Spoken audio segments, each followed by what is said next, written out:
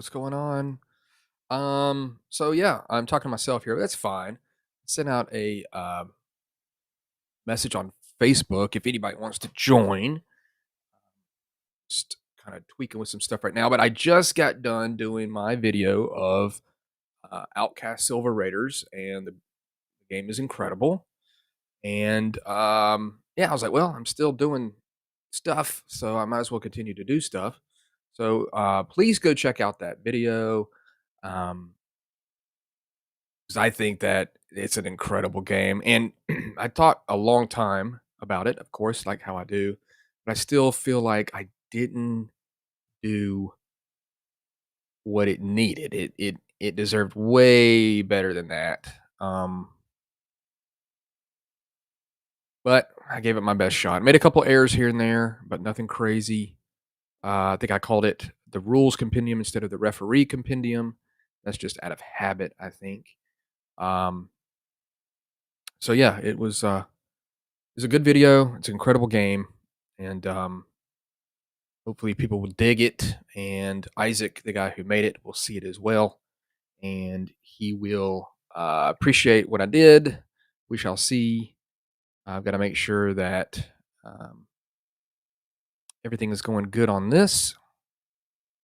And live chat replay is on. For some reason, it does not default to live chat replay, so I'm going to save that there, and hopefully, yeah.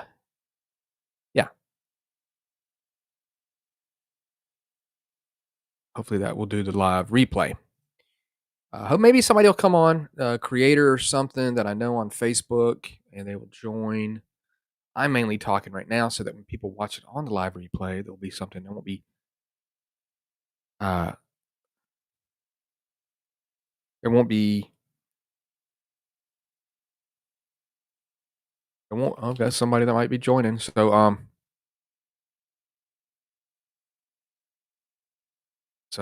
yep. So we do have someone that says they're going to be on, and so that's going to be cool.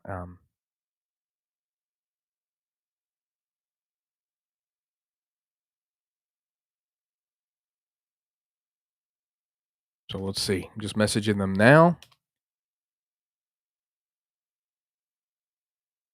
Letting my wife know.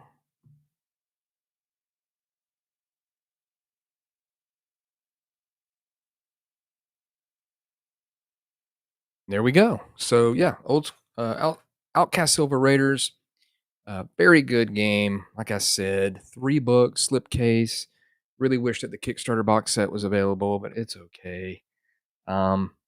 It's funny. It comes with a referee screen, which of course is helpful to have all your stuff up front there. But uh, we shall see if they print a new version of it. Apparently, they've got some sort of new contract with Exalted Funeral, and so I'm not exactly sure what that entails. Maybe it's just going to be another zine like Hexen 2 or something. But there we go. Make sure that everything's good here. Everything's all right. I think it's going good. Hopefully people can hear me. Rewatch the video and see. I've got to double check these things. Again, I'm using EV Mux, which has just been fantastic. So easy to get online as opposed to doing it through OBS. So easy. Yeah, I'm on, so that's good. Yeah, it's right behind me. That's cool. And I'm just going to do different thumbnail colors, so you'll be looking out for those as I just change the filter. And that's what I do whenever I make a new one. I did have to put some tape on that aliens picture thing so it would stop flapping with my air conditioning. Maybe David Baity will show up one of these days. That would be really cool. But kind of hard to get a hold of sometimes. He's busy with cat stuff, as we know. But maybe someone's going to be here in about 15 minutes. And then we'll talk about what's going on. Talk about what they've got going on, whatever they want to talk about. Should be interesting. So, I want to find some good music. This Blade Runner music I've got is okay, but I don't like the woman talk.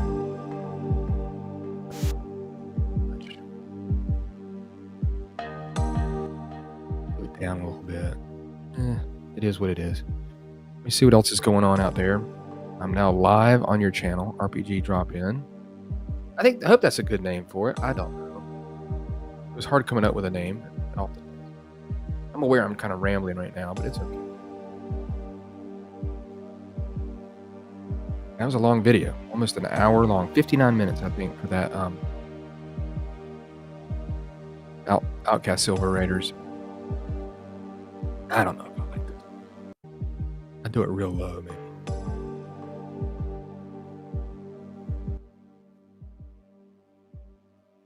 Here we go. And I just watched some Barstool Pizza review, the newest one. That's what I've been doing. I just had dinner and just waiting here. Hopefully someone will show up soon, send me a message, and we'll be on. We'll be good to go. I got to figure out, okay, invite guest. There we go. Still learning it. And I'm supposed to have an interview this week with Andrew Gasca, but he has not messaged me yet. So I'm kind of doing it on his time. Don't want to be pushy, of course. I got that going on for me.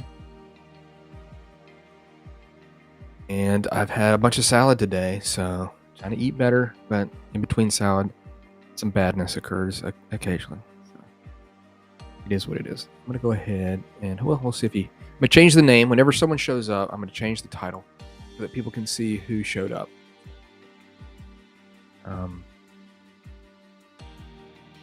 Yeah. Not bad. 6 minutes, 50 seconds. Hopefully he'll show up in about 13 minutes.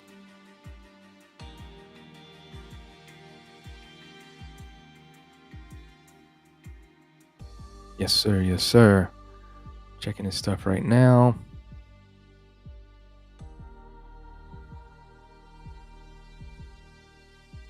A lot of people are busy, and I understand this is time-wise is not going to go well with a lot of people with their schedules, and then I just come out of nowhere, and they're busy, they're eating, they're playing games, which, I mean, playing a role-playing game, of course, has a precedent over this.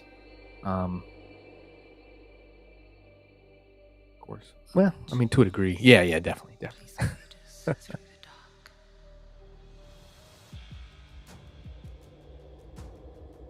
I'm looking on eBay right now to see if there's anything new that's shown up for Planet of the Apes. I check it throughout the day, and I'm often disappointed, but I am looking for very particular things. That's where it's become with me and hobbies. Things that I buy, they're very rare, or not very rare, but they're rarer, unique, very niche, and so I almost never run across them. There used to be a time where I could just find them left and right. Sadly, that is not the case anymore.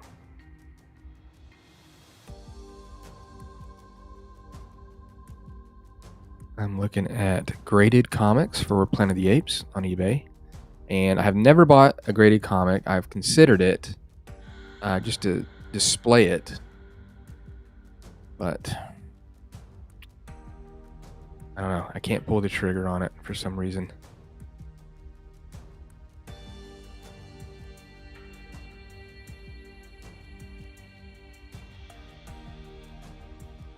All right, maybe about 11 more minutes. See what's going on. Have you ever bought? I don't know if whoever's going to watch this, but I don't know. Graded comics seem cool, but they only seem cool if you're going to like display them, or you're going to sell them again down the road. And I wouldn't be able to read it because it's sealed up. You know, that kind of sucks. This may show or develop Newton rings. What are Newton rings? Never heard of that. Let me search that.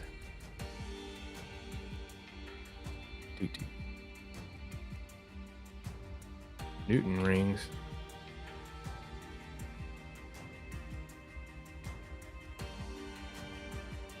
Rainbow effect. Normal occurrence with two different plastics which have different reflective indexes are placed together. Oh, I see. Interesting.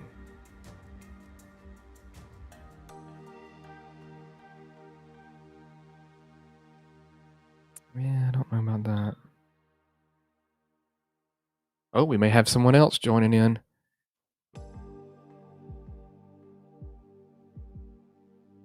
Here we go. Let me work on this for a second.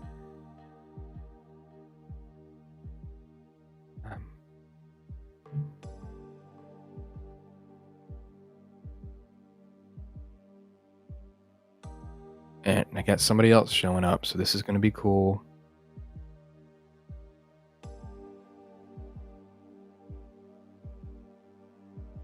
Try to send them an email real quick. That might do it.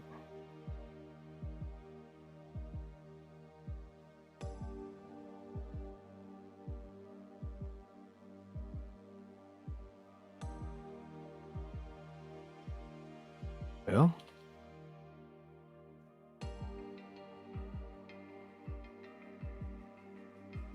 trying to send their email. Let's see, MD.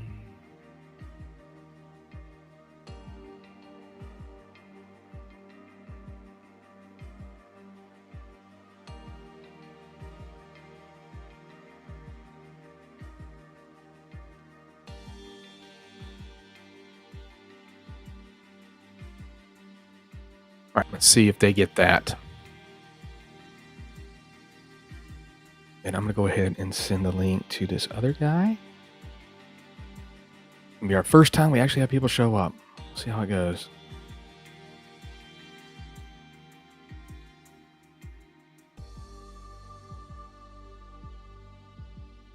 Gotta get stuff working here.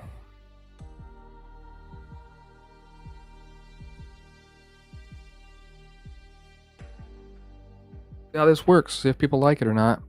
To be honest, I don't see a point of collecting comics that you can't read. Kind of defeats the purpose. I agree, and that's where my problem has been. Thank you, our man Micco. I mean, they display really well, I think, in those slabs, but I don't know. I think they're just for collecting, really, like literally collecting them like that, not reading. I mean, I've got the same comic already open that I can read, so it would literally be a thing that I'm getting the comic again in a nice plastic thing that shows the grade, which is like a 9.0, which is good. I think this is for a Planet of the Apes magazine. I think the highest they ever got up to was maybe a 9.8 or 9.6. I don't think there's ever been one that's graded higher than that. So it's a fairly high grade at 9. I'll take it. I mean, it could be better, of course. But it would literally just be like, I've got the same comic and I'm putting it on a wall to show off that I've got. I probably won't do it. Probably won't do it. Don't seem like it. Like it's worth it. Oh, there he is. Oh my goodness gracious! How are you, man? Good. Hold on. Let me move you around here. Let me try to move you around. Still trying to figure this all out. Let me see. We're going to dynamic scene. I'm going to add you to this. Oop. What's up, buddy? How you doing? I'm doing pretty good. Let me turn off this trash music. Turn this up. Hey, what's up? You been a hard day at work? No, just kind of an easy day. Honestly, got writing's a little bit, and then kids got to go to school, kids got to get picked up, all that stuff, and then I went out on the horse. So not pretty easy day. Okay, yeah, I saw your pictures. That's pretty cool. And you are working on some stuff, right? So we're going to talk working about a bunch of stuff. Well, you're the first person to join in on this drop-in thing. So yeah. I've got someone else showing up, and you may have seen some of his products before in about 6 minutes. I've sent them the link, but yeah, tell us what you are currently working on, whatever you can tell us. Okay, so first off, Crawl for the Cure is coming up for Gamehole Con. That's in October. Okay. So excited about that. Makes money for cancer. Definitely, no doubt. Corey runs that. So excited and myself and a bunch of writers and artists have donated their time to come up with a X-Crawl festival. So Crawl for the Cure, I guess is how you call it. Yeah. I know Baity did something. I know Brendan LaSalle, David Baity. I'm sure some bigger names than me have donated stuff. So what I did for that is had to go with the horses this time. So I did X-Crawl Rodeo. Okay. So they've got a sample room. We're doing barrel racing. So I think that's pretty fun. It's going to a good cause. I think they're going to do like a book or some kind of deal, like all the adventures in a book, and try to do it for sale. I'm not sure exactly what the lead out for that is, but I'm actually going to do it as an adventure that you can actually buy. We're going to let Xcrawl get their stuff out of their way, so you'll have the one adventure. So we give them a test, but then I did all 9 rodeo events. So I thought it was really fun. Xcrawl is a lot of fun. If you've ever, I know you reviewed it actually. Yeah, I yeah, know you yeah. know I how cool love it it. is. It's and Brendan is such a good guy. I mean, he was uh, as much as I give David a hard time, some of these guys really had always reached out to me when I was just getting going. So I was excited when they asked me to do this. And Brendan was, both Brendan acted as a mentor. I've called him about several different projects. I know that there's no secret. I've talked about it many times. I've got a baseball game that I'd love to eventually get on the market or get other into hands of people playing. But when they asked me, what I want to do, I was like, you know what, I really want to do this. I think it'll be fun. So, you saw some of the mechanics. I know I Yeah. bounced them out too. I think we're on like our 8th generation of mechanics. Well, that's all right. It's fine tweaking. That's what Yeah. makes it good. And we do have a question: is Xcrawl run on DCC? And Yeah. So Xcrawl is basically DCC's baby, but I think it's officially owned by Brendan LaSalle. Correct me if I'm wrong, but yeah, yeah. So DCC, and it's basically run off the DCC engine. It's basically a modern day Gladiator. I describe it as American Gladiator. yeah. If you're old enough to remember that show, I think it might be even Oh some yeah, yeah. might still be around. Oh no, But I enjoyed that a lot. if Dungeons and Dragons was a sport, it would be X Crawl, and it would be a fun sport to watch. So Brendan had a original like 3E version Mhm. that it was really cool and just Yeah, really gonzo, and then it a got lot of created. products put out for that. Yeah, there's some really cool stuff, and then of course DCC brought it on board, and so it's run with the DCC engine. It's a really cool game. Yeah, I say it's a lot of fun at cons, good energy, lots to do. So typical when they put out a book, a lot of times it's like, what do you do in your downtime? Well, he gave you everything. He was like, okay, this is what you can do in your downtime. Kind of like Shadow Dark do carousing. yeah, They have stuff you can do in your downtime to gain fame. So you've got selfies, and you've got you can earn sponsorships, and it's kind of crazy, but it's a lot of fun if you were playing with an ongoing group. So I like to roll dice. So it was like, okay, what can we do and make this really fun? And I thought, 9 rodeo events that you guys compete against each other. yeah. And We talked about that, didn't we? How to go about it, and um, different directions you could go, whether or not it's like kind of a single person or a group thing, and a little bit of challenge right there. I think what you got though works well, and I'm a big fan of X Crawl. Like I said, I played it that one time years ago. I said that in my video, and I was kind of like, wow, it's cool. I'm waiting for it, and then it showed up, and I just happened to be just I didn't have the money for it. You know what I mean? I'd already put something somewhere else, and I was like, man, I'll just get it later or something. And then, yeah, I got Baity let me borrow it for the video. I was like, whoa, it's like, this is really good. But yeah, yeah, it's really good. I mean, it's like you read something and you're like, all right, this would be really cool. But I mean, he did a really good job, and it's not surprising if you've ever played with Brendan. I mean, he's a high energy yeah, guy. yeah. So I, I I think it was the first time I met Brendan in person, but maybe it wasn't. Maybe I'd met him the year before at Texas. Uh, But anyway, so we're playing at a game in Tucson, and of course an X crawl game, and Brendan is like standing on the chair. Like he has so much like energy. He's just standing, and he's like preaching at us. And so somebody, like, in a con, like, you're all wedged in a room, and yeah, there's 10 tables in a room, so nobody can hear anything, and yeah. You're trying everybody to should be yell. equally as loud. Yeah, So, it's a battle of decibels. Is so what. this lady did not care or think, oh, that's Brendan LaSalle. She just came up and just shushed him. So shh, Wow. shh. And we were all like, oh, okay. And didn't even ask like, hey, everybody's being loud, but it was really kind of comical. I'll remember that forever. And Brendan was so kind. He didn't get rude, but he was just like Yeah, everybody was being loud. I could And see that. I could see that with him. but it was really funny because he got shushed, and she wasn't taking no for an answer. She was like, she was running some.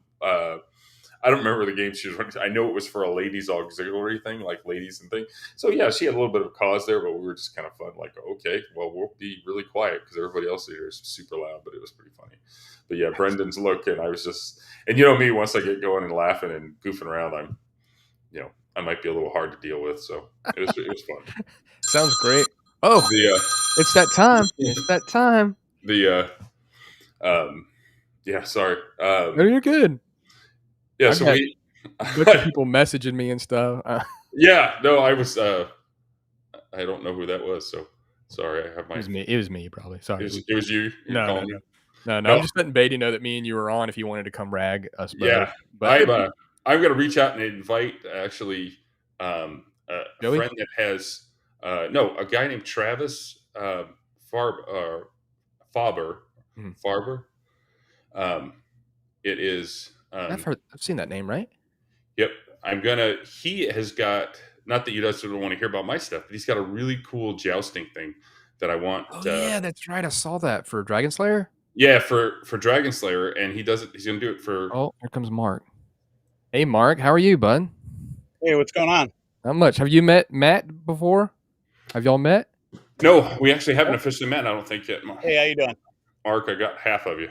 There we go. Oh, Now I've got all of you. Yeah, we're doing good now. Look at me. I'm just like, hey, this is working out. Yeah. I'm like, I can't believe it. This is like my idea. I'm putting you on the title now. Like whoever comes up, shows up, gets put on the title of the video. So Cool. How you doing, Mark? Oh man, I'm doing great. I'm Yeah. I'm a little swimming with all the crowdfunding going on, but Oh yeah. Which one you talking about? What are we? Because he's talking about the Dragon Slayer. Is that going on right now, Matt? So Full Metal Tilt is going on right now. That is not mine. And I know what he's going to talk about, so I'm actually kind of excited to hear him talk about it. So I want to shut up. But that's exactly why I wanted to do these videos. I was like, I've been trying to set up interviews with people like I did with you, Matt, and I was like, well, why don't I just, if somebody wants to come on and I know they're not a crazy person, you know what I'm saying? And they're not going to, I mean, come on now. You're going to have to think about that a little bit. Yeah. They're not going to do something that's going to, I mean, obviously it would hurt their reputation as well if they did something stupid, but like people that have got products, like why not have something here that people could say, hey, this guy's tuning in, he's going to be there and let's see what he's got now in the future, Kickstarter prospects way down the road, what they want to do, and just to get people talking. So now Matt and Mark, we've all met. I've never, like talked to Mark. We've messaged each other on Facebook. I did a video for him, and but go ahead, Mark, and let's hear what you got. I'm gonna be like a little chatter monkey here, like. So last week we launched the the crowdfunding on BackerKit for Horror Cinema Classics. Yes, that's correct. That is correct. That is correct, and it's going pretty good. You feeling pretty good about it? I am. If you've ever done a Kickstarter and you hit those valleys, I find that my mood is directly related to how often I'm getting pledges, and I have to discipline myself to stop refreshing the BackerKit page every 30 seconds to see if somebody's back. And it's probably not happening with you because that thing's killing it right now. I think it went crazy when we first launched it. We just announced our stretch goals, which I am super excited for. We just hit the stretch goal. Tim Schneider's going to do an adventure for us. Tim is really involved in like MCC, and he's done some other horror-based stuff with other companies. Got Stephen Newton on deck. Oh, that's a good one. That's a good one. And I don't want to tease. Well, you know what? I will tease it just to. Tim's adventure is called Speed Demon, and it is a homage to like the movies like Christine and Crash and Maximum Overdrive. Yes. Car raising havoc in a small Arizona town. Steven is doing a homage to the Phantasm franchise, which I am super pumped because I love those movies. Boy, Yeah, I mean, come on, man, that's yeah. awesome, dude. I didn't even think that's like one of those horror movies that like it's another one of those things where like we people know about it to a degree, but people that know about it really like it. You know what I mean? It's like and I know who I'm talking to if I bring up Phantasm and I get the boy. Yep. That I know that I'm in the right place. And then after we get Steven, I'm pretty confident we'll get Steven for sure. I mean, that we're pretty close to him hitting our stretch goal. After that, though, it's Bob Brinkman. We got Bob Brinkman doing an adventure for us, and he's doing a haunted house, which he gave us the blurb, which I'll be sending out in a while. But oh my goodness, it's classic horror haunted house, you know. Yeah. And then John Hook, you know, of Cthulhu fame, he's our ringer. He's doing. He's our ringer. Yeah, I don't know. He's bringing it home. They're all ringers. I mean, when they started approaching us about writing for us, I was just gobsmacked. Yeah, you're like fantastic. Yeah, and so he's doing a kind of a high school. It's our we call them flicks, but those are our 0 level funnels. That makes sense. Kind of a riff on the Saw franchise. So no doubt. That sounds great, man. Yeah, really excited.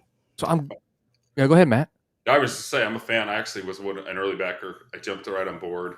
I'm excited to actually get to meet you. I know we have mutual friends and we've been following each other on social media, so it's always neat to put a voice with the face. But I'm super excited about your project. I joined when there was no stretch goal, so I was like, oh, it's fine, whatever. I'm going to get a book, so I'm happy. And then all of a sudden, it's like it got way better. So I'm excited about all that. We knew about the stretch goals, but we were kind of like, when do we, we thought maybe we'd do it as a bump in the first weekend.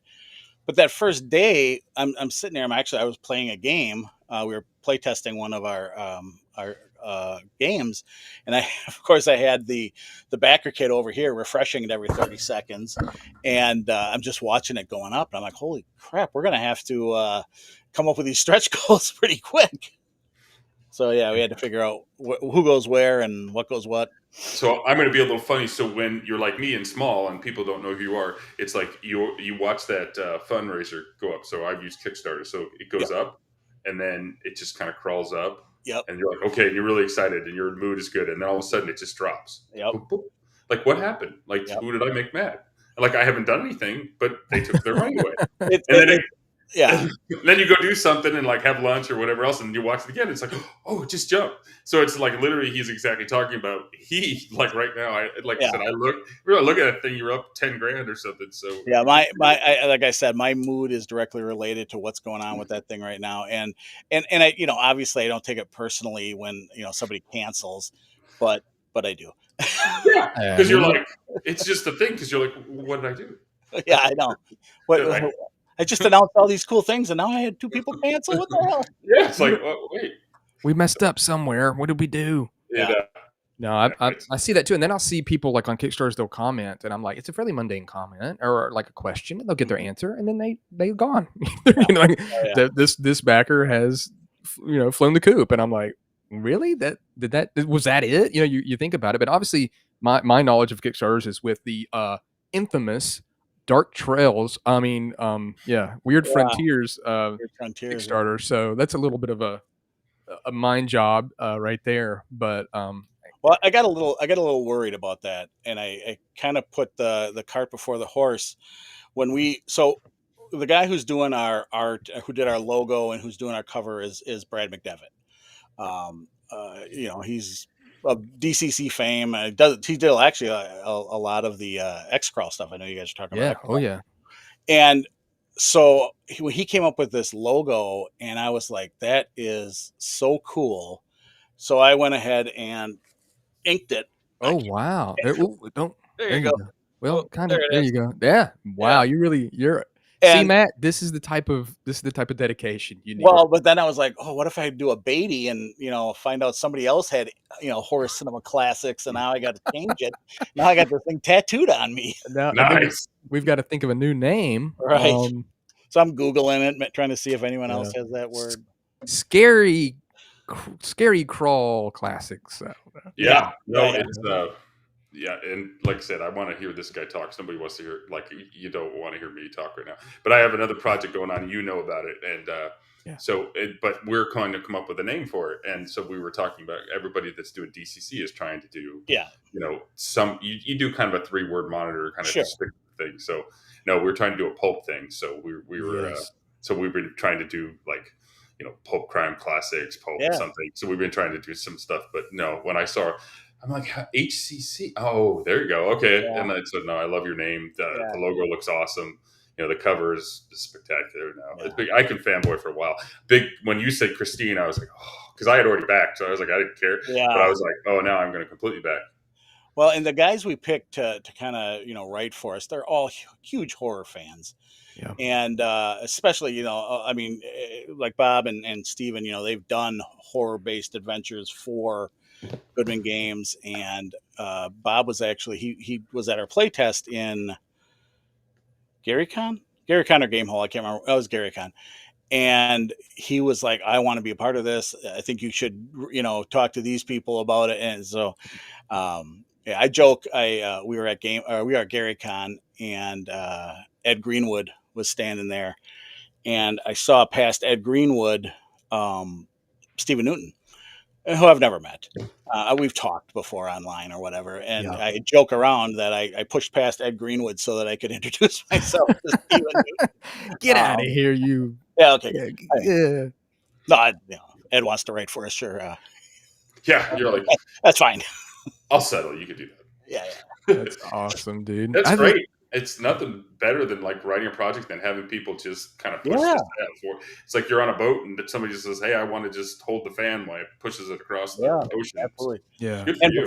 before this, we've done a few, small, thin modules for DCC and Weird Frontiers, and those were, they were successful, but they weren't we weren't used to this type of a scale of, of interest and how big the project is. And so, yeah, we're kind of freaking out a little bit, but I wonder if it was the dungeon crawling creatures, right? Mm-hmm. Dungeon dwelling creatures. Dwelling, yeah. Yep. So I just got done with that one. I said that in my video too, like my interview. Yeah. I'm such an idiot. I want that, like, kind of piggybacking on that, and then I know I promoted this one here when I saw that you had the little bookmark in there and stuff, so like, and ultimately that's what this I wanted this to be about is even though my channel's not huge, if there's a way to get your, like, Mark, your thing, and Matt, like, a way for people, we've got to get every single view we can for these things, because there's just so much. I did that video on RPG market saturation, and it got a lot of people talking, and they were very animated about it, I would say. And I think that it's just so many games out there, and how do you get your name and people start talking about your game, or gives people a platform? And I've told Matt, I've told a bunch of people, especially with this right here, I'm like, I'm just gonna try to help. I've been trying to help for years, so it's like, why not let them come on like you've done? I'm so appreciative of y'all both showing up. And Mark, I'm just gonna ask you a question. It's kind of like if I would do an interview, like, planned, So do you know? Can you any other artists that you're aware of that are going to be part of your Kickstarter? Yeah. You got Brad. I got Brad. We've been talking to, I'm trying to remember who it was that I was talking to. Let me pull it up here. No problem. I'm 55 and my memory isn't very good anymore. I've got you, and I'll throw curveballs at you. Yeah. Who did we talk to? Now none of these guys are set in stone. But Chris Torres, of course, we got to get Chris on. We had actually. We got. So Travis, and I don't mean to interrupt, Mark. Travis is backstage. The one I was talking about is there's Travis. Hey, Travis. You there? No. Oh, I don't hear anything yet. Oh, we might have a little bit first technical issue.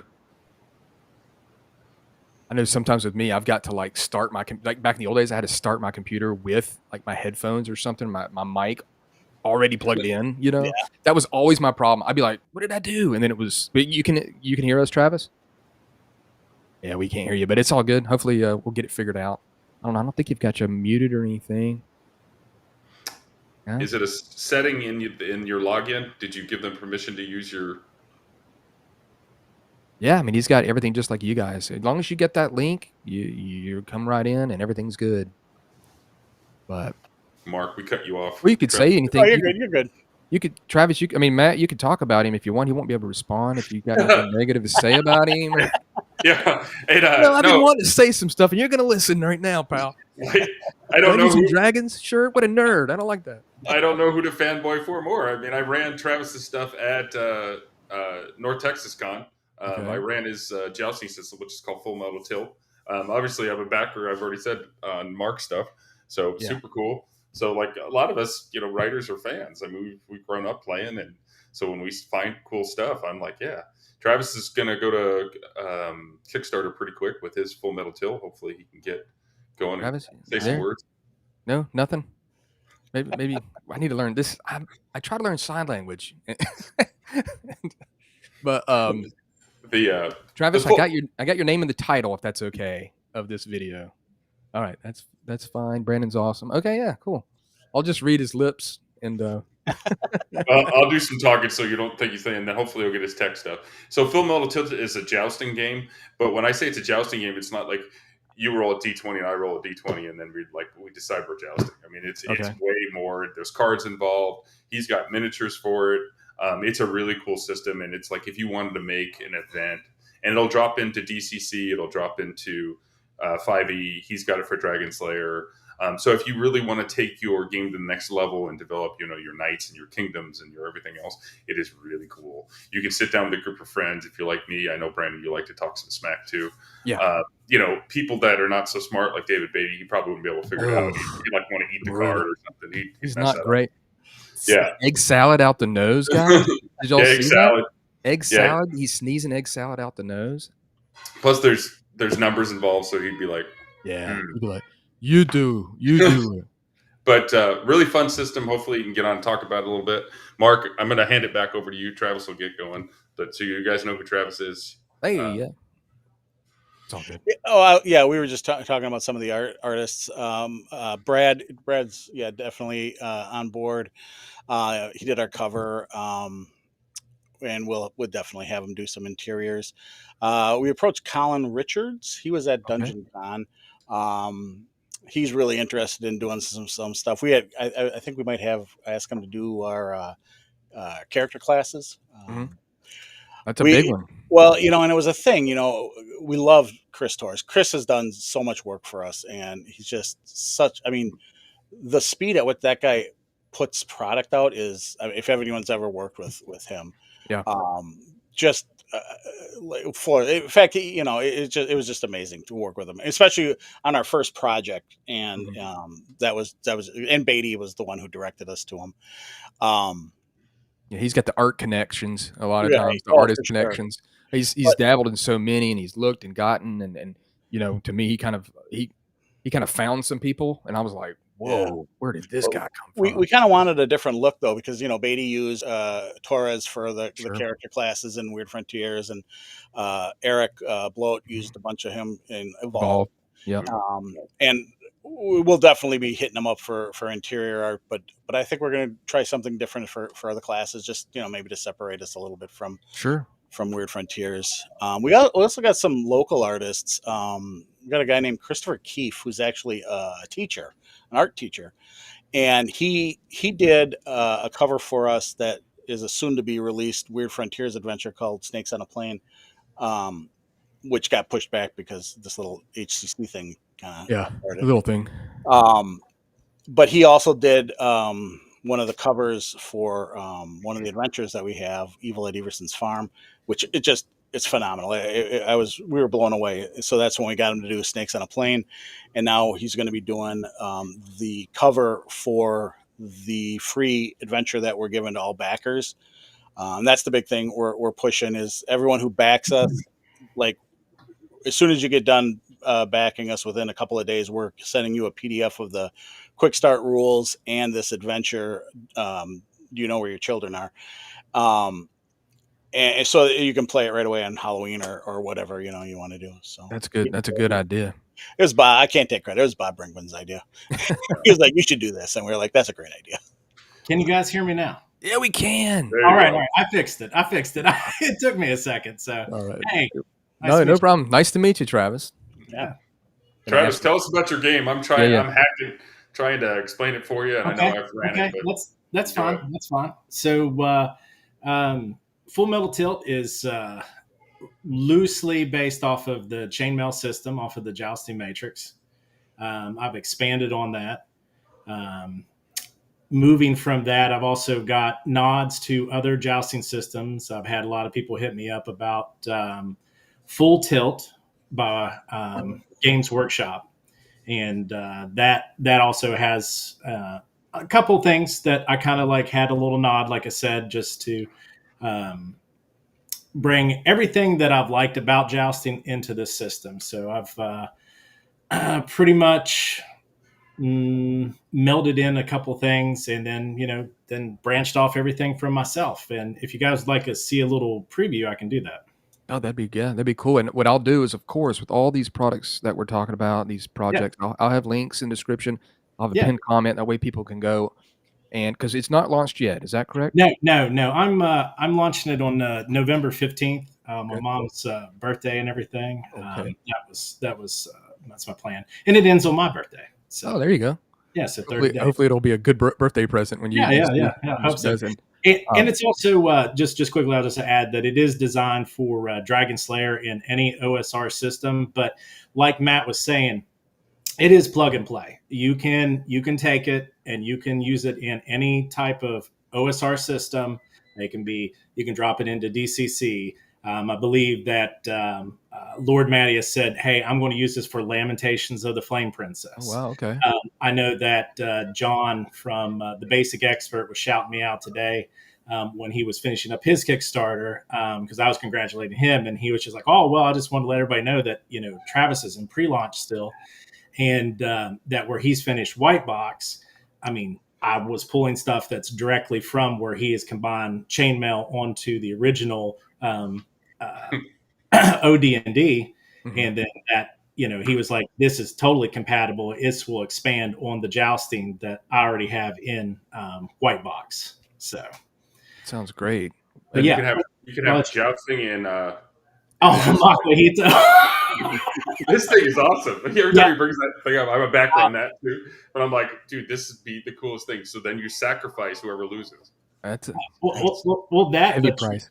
But like he said, like even on his stream, he was like, he said, if I pitched this to like a big company, they would be like, "No, we can't do where you have to get experience for collecting slaves and killing people." He's like, "We can't do that." But that's what they did, and he said, "I spent 2 years learning about my own ancestors." Yeah, like, nope. Look, but he's like, "But you know what? I did it, and it sold."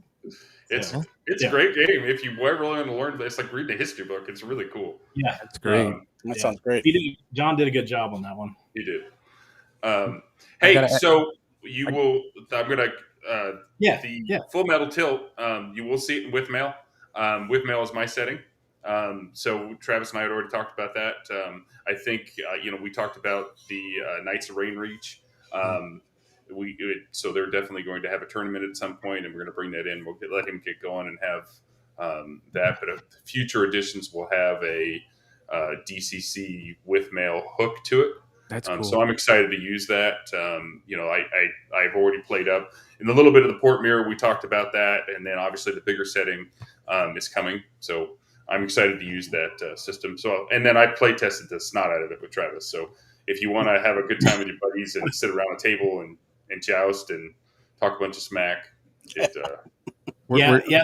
Yeah, just to add, Matt, there's some extra stuff that I'm working on that's coming in the Kickstarter that people will be able to take that. And, I've had some people ask me, they're just like, "Oh, well, I don't know if it's just jousting." I was like, look, I'm telling you, if you play it, you're going to have stuff that just generates out of it, whether I think like in the video that Lord Mattias did, where he said, well, if some guy like, after he unhorsed somebody, then he gets his horse and then he's going to be like, oh, well, I want that horse back. And then there's going to be other things where like, when they do the helm show, and that's one of the things elements I'm adding into it, that when the helm show shows up, when you're starting out at the beginning of a tournament, that you can even have a lady that basically could just me to you and say, look, I don't like this guy, and he's gone. And that's a whole plot mechanic that you could Wow. with, where she just touches the crest. This is historically, she'll touch your crest, and it's basically like saying that's a nod that he's done something wrong or ill to ladies. The last duel. That's the last duel. You can't judge. Oh yeah, the last duel. Yeah, Travis, you got to be a Last Duel fan, right? Yeah. You've seen the Last Duel, Yes. Ridley Scott. I thought it was great. That was great. Yeah. I was really impressed by it, and I've heard anything anymore is mixed reception from people, but when I finally sat down and watched it, I was like, man, the costumes look incredible. The story's awesome. And of course jousting, but I didn't know that. I was like, man, I guess you're a fan of jousting, like from back in the day, or? Yeah. I mean, every time I'd go to Renaissance Fair, that's my favorite thing that I would go and see, and everything jousting. It's interesting because it's not something that, I mean, there's been systems that people have done and everything. And I have a weird story about like how I came up with the concept of being like, hey, I'm going to do this. Is that my mom passed away in 2023, and that was in October. And after my birthday, I just woke up and I had this feeling that I was like, I've watched or at least seen stuff that where people have had at like Gary Con. They've done the joust and everything, and I knew nothing about the jousting matrix. And I was like, what are these guys doing and everything? I was like, it's very popular. They do it every year, but nobody has like a system out there. I don't see where I can buy it or anything. And just like I said, like I just woke up with this muse. So I just started researching it. And then I was like, okay, this is where it's at. Well, what could I do with that? And then here we are. That's great. And so that's why I was kind of like, well, that's why it launches on November 15th. I just have this feeling that, just something told me, said, hey, you should do this. You should do this. So that's a good thing, to have that kind of passion for something that kind of sparks out of you, and then you can really run with it. Because I feel like a lot of times now I kind of meddle in some stuff and don't really, get involved and trying to own something. But I think this is what's so cool is like with Mark and Matt and Travis, like now we're going to help. I feel like I'm going to help, and I certainly will. Like we're going to help push this stuff. And like Mark, I'll probably do a video just spotlighting the Kickstarter. It's a backer kit, Backer kit, yeah. Which from Baity telling me backer kit is an absolute monster. But he was like, whoa, I don't know about this. We go out to dinner and he'd be like, this backer kit, his hair growing long, and I was like, this is new. But like I said, I'll do a video, you know what I mean, and people to it, and I'll just show show what it is, and then I'll do the same for you, Travis. Like that's the thing is we just after I made that video, it was like we got to get communicating with, because there seems to be a group of people, that are making games involved, and they're all kind of in that same thing. And so maybe this jousting, game would be something that people didn't know about, but now they do, and they want to. And I've got to ask you, and of course, I think Dragon Slayer is awesome. Yeah. Why did you pick Dragon Slayer? Well, about the time that I knew that the OGL was going to like release 5e, and I'd played like 5e a lot. When I first started in third grade, a buddy of mine brought a copy of Mulvey's Basic Expert. And they all wanted to LARP out in like the yard and everything at the elementary school. And I was like, I've seen this before, but I want to know how to play it. So they all left, and they left me with the book. And so from there on out, it's like I got to borrow it. My dad made copies of it, and the rest is history. I mean, that's where I fell in love with that set. Greg has a similar passion about that, and Definitely. where he blended the AD&D, into that as well. I really thought, look, well, this is a great combination. Now, again, do I run my own system, everything? Yes. But if I go back and I say, where did everything begin for me? It's the Mulvey set. I still have my copies and everything that, I picked up. But I just kind of feel like this is the successor to it. So I was like, well, it's an easy system. A lot of people use it, and if they don't use it, it is compatible. It's the whole plug and play. It's compatible with a lot of systems. So my system may not be compatible with a lot of other people's stuff, but you know what? That is, and I can easily convert my stuff out. So I'm not worried about that. So I'm like, so that's why. And plus, I like Greg, and one of the other things I'm offering in my Kickstarter is that I have won his Dragon Slayer Dungeon Design Contest twice in a row. I'm the first place winner. Nice. And back to back. And he's not going to tell you who he beat. Well, I mean, you beat me fair and square. Your stuff is good, dude. I mean, that's fine. That's fine. I mean, Greg's still out there. Like, I love Greg. He'll go out there and he'll start talking crap for me, and I'm like, thanks, Greg. Thanks. Yeah. He was like, as of today, he did. Actually, it was his last night. He said, somebody's got to bring their A game, or Travis is going to keep winning. Well, that's how you do it. You push them. They got to dethrone the king, right? Right. So I was like, all right. Well, I at least want to get one more crown before I just kind of tell Greg, look, I just want to sail into the sunset, and I'm done. Let somebody else win now. I'll go ahead and still write, but just go. Travis has all his books, so he's like, I don't need anything else from you. I got all your books. Oh, he's going to be putting more out, so I'm okay with that. You just retired champion. That's what I do whenever I play a board game with friends and I beat them really good. I just go, I beat some guys the other day in a game that was the first game we played, and I really got the game, the board game. Yep. I saw it. They did not, and I absolutely stomped them. And I was like, well, look, guys, I think I'm going to have to just retire champion because I'll never win as good as that. It's never going to be as good as this. By 50 points, and I was like, you're going around the board, I was like way over here, still back over here. I was like, sorry, but I think I'm done with this game. But no, that's cool. I'm kind of jump around here because we got a lot of we've got people. I want to talk to Mark about. Travis talked about how he kind of got into it. How did you get into role playing games? I think that's always that's an easy kind of fun question that a lot of people they want to kind of say how they did, and it's kind of generic, but let's hear it. Pretty similar to Travis. It was the Mulvey system, and I try to think back to when I got a hold of it. I think I got it as just like a Christmas gift, because I was a weird kid that was into fantasy stuff, and so my parents got it for me, and didn't have anyone to play with, but absorbed the rules. Made my brother play. He's 2 years younger than me, but made him play. Then I recruited one of my school buddies, and I didn't even know. I didn't have the idea of what a role playing game was. I was familiar with board games, and I remember the first time I was going to play with my friend. It was just him and I. I was going to be the dungeon master, and he was going to be the player, but I didn't know what that meant. I was too young or whatever, and so I drew out this big table-sized map, and I wrote on it all the trap symbols and everything like that. And then we had little markers to use as our miniatures, and I couldn't figure out, well, what's the point of these traps? I see the trap. I'm just going to walk around the trap, because I didn't understand the idea of not hiding the map. Just don't go there. Yeah. So that kind of sparked it, and then got all into the different TSR games, Boot Hill, Top Secret, Star Frontiers. Those are all huge, and I do have a sad story to tell. This is in the 90s.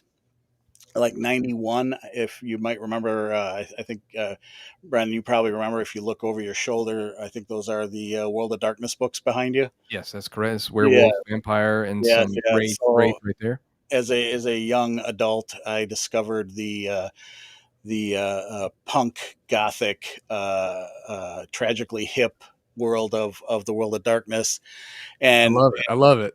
I became completely infatuated with it. Yes. And at some point I decided I will never play Dungeons and Dragons again. Sure. This is the be all end all of everything I know. And I was poor, I had a, some part-time job, while I'm going through school.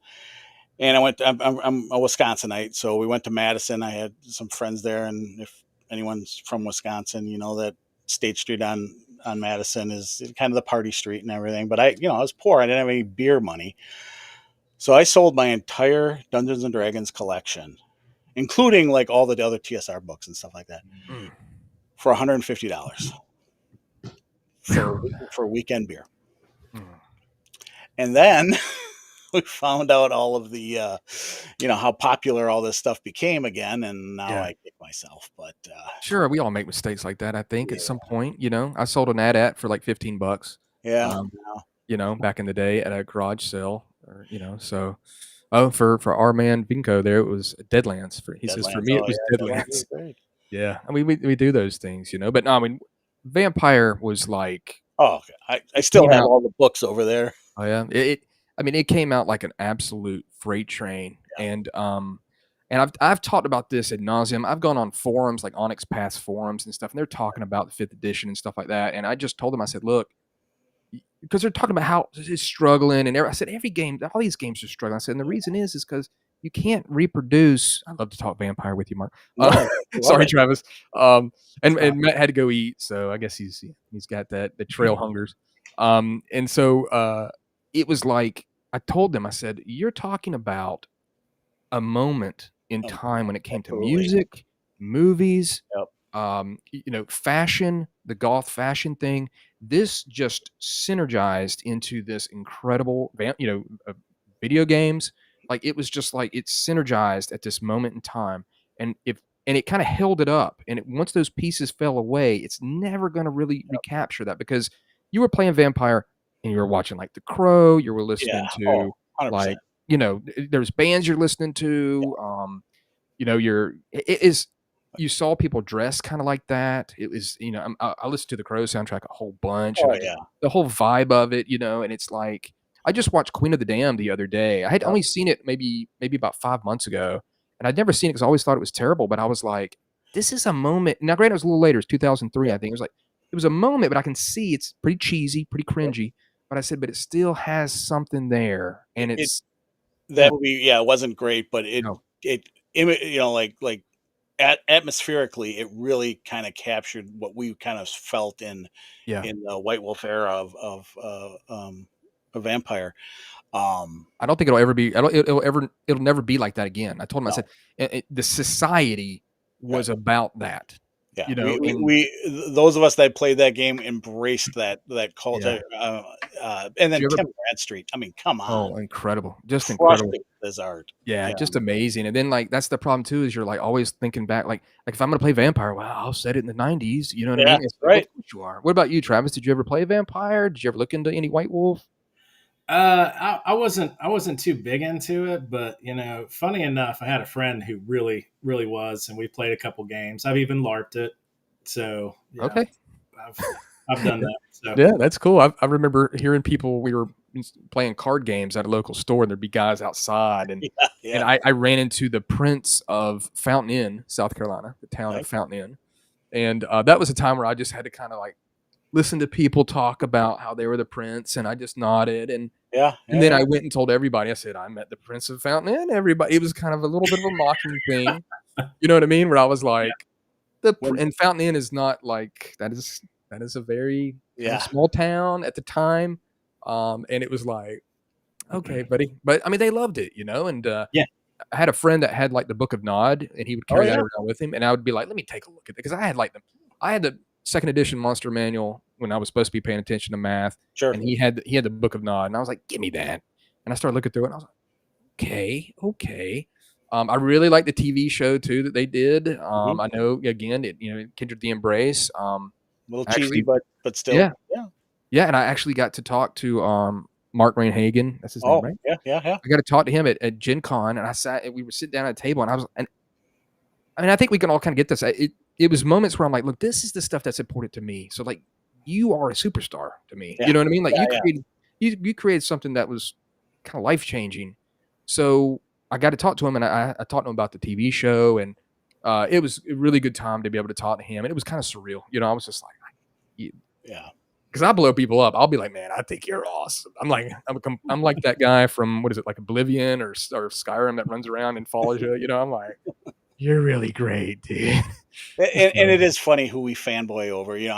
Before I came on, you guys were talking about Brendan LaSalle, who I fanboy over. I mean, but when I talk about, I met Brandon at Gamehole or whatever, and I'll get someone like, who? And I'm like, come on. Yeah. How do you not know Brendan LaSalle? And supposedly, from what I'm aware, he's an absolute convention beast. He is a beast. I've been playing games with him in a couple of weeks at Gamehole. And I'd like to go. The plan is for me to go to Texas. North Texas. Yeah, North Texas. There, I have not been in quite a long time. I've gone with a couple of kind of closer local ones. I went to I think it was called Dave Con, Mace or something. Me and David Baity went down there, and we had a good time. And we were hawking Weird Frontiers, of course, and that was really cool. And I've been to Gary Con, I've been to Gen Con, and I would never go to back to Gen Con, even though it was cool to meet all those people. I tell people it's not nuanced enough. It's too spread out, and any game you can think of, it's there. But where's my games? And I don't need all this, and I just want you guys. So Gary Con was awesome. Yeah, that's where I met Greg. I met a bunch. I met tons of people. I met James Ward. Diesel. Jeff Easley, which you just walk up to him and have a conversation with him. I sat down with Jeff Easley, and I just couldn't believe it. He's my absolute favorite and of course I started with second edition, so it was I said I'm really amazed that you are really great. Your art's incredible. I got to meet God, my brains. Who's the other one? Elmore. I got to meet. I got to meet Elmore at Gen Con, and I got to ask him a cool question that he answered, and it was great. It was about the Chronicles novels. They're always facing forward, the covers. They were just looking at you. Yeah. And I asked him about it. I said, "Did they tell you to do that?" He said, "No, they said to draw them," and I just figured I'd draw them looking at kind of the. And I said, "Well, that was, you may not know it, but that was kind of a big thing because I would kind of look at them a bunch, and it was." But I don't know. I can ramble. See, that's Larry was my favorite, and I got to have drinks with him out here in Charleston, West Virginia. Awesome. He's a good guy. He's a good guy. I got some family out in West Virginia. That's cool. Yeah, that's where I live, in West Virginia. And they live in Beckley. Beckley, yeah. That's south of me. Yep. We just went to just this past summer here. We went to there's a couple farm state park out there. Yeah. Stem pipe or something. I think it's pipe stem. Pipe stem. There it is. Got it backwards. And it was great. Other than the gnats, were unbelievable. See, I live real close to the Mothman. Okay. Whoa. And thank you very much, buddy. I appreciate that. Wow. Oh, sorry. Go ahead. I'm stunned. No, that's fine. No, I live really close to where the Mothman and the bunkers and everything are. So I've been actually exploring them, and it's actually part of a future project that I'm working on. So. Okay, great. I've played a lot of Fallout 76, so I know West Virginia quite well. Yeah. If you're from West Virginia, you got to play Fallout 76. There, all those locations. It's amazing what they did. You played that, Mark? You ever played it? I did, yeah. I think I started. I think I briefly played the first Fallout with the turn by turn, top down. Really got into Fallout and Fallout 3. I think it was Fallout 3. That was so sandboxy. Oh my gosh. Fallout 3 was. Yeah. I was in the zone. I mean, you could have had you could have had my own nuclear explosions going off beside me, and I'd been like, "Yep, yeah." Fallout 3, and then did the other ones too, but nothing felt as sandboxy to me as 3. And maybe it was just at the time when I was doing it and had more free time to mess around. Bongo. Don't want to leave the Congo. I remember playing Wasteland. Did you guys ever play Wasteland? Yeah, I've played it since then, since it's released. Yeah, I played it on the Commodore 64. Love that. That's awesome, dude. No, but Fallout 76 was a game that I didn't think I was going to get, and I heard so much bad stuff about it. Then I heard they made it better, and I got on it, and I can honestly say I have played that game now more than any other game, hours wise. I think I have funnily enough, I think I have 700 hours in it. And I just saw today that they announced that they're dropping Ohio now. Yep, with Walter Goggins, his ghoul character. Very cool. Going to be in Ohio, and he's doing the voices for it. I'm like, ooh, I'm gonna have to get back on. Yeah, Fallout is a really great franchise, and it is. I love. And then the show came out, and tell you guys, I will mind fart. Right, this was what I love doing. You know what I'm saying? Like I got buddies. We're talking about role playing. We're talking about stuff that can just change, and as long as everybody's cool with it, I'm like, wow, this is awesome. No, Fallout is. A lot of people crap on 4. I still really like 4. And I didn't get 70. Like I said, I wasn't going to do 76, but then I started it, and I was like, oh, I love this. And then I like started listening to Spotify because I had heard those same songs roughly about 8,000 or 9,000 times. Right. And then and then so I had to use like Spotify to like stream my own music in, and that was really great. But I love the Mothman stuff. I didn't know a lot about that. And then when I went up there to that park, I was like, well, let me get on this Google Maps. I said, all right, there's that place. And I've seen that. And it's interesting how they kind of took the map and kind of like, I guess they kind of like morphed it and changed it. And they really kind of like melded a lot of stuff together and made things way closer than what they are. And then of course, they touched on all the other cryptids, including, the Braxton County Monster.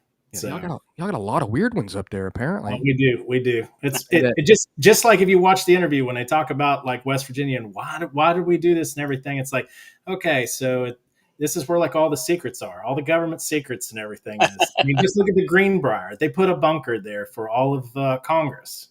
Okay. And you can go and tour the bunker. Yeah, that's awesome. If there was going to be an actual Fallout, they had a bunker there for all of Congress to go to, and they built it, and the people that owned it, well, I would say not necessarily the people that owned it, but the folks that worked there didn't even know that it existed. Wow, that's awesome. Until they decided to declassify it. That's great, man. That's really cool. I mean, obviously, any place you live, and all of a sudden they kind of bring it to life. Mm-hmm. What about that sheep squatch? Is that something that y'all have? I'm not too sure.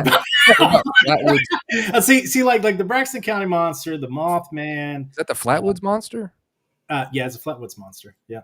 Yeah. What about? And then I know that there is that little town that's like Dutch, like that little Dutch town, Helvetia. Yeah, Helvetia. Yeah, I don't know how to say it. Yeah. I just remember going there and getting a lot of pottery. Well, it's pottery from the windows. Give me that pottery. It's a Swiss town. It's a Swiss town. Okay.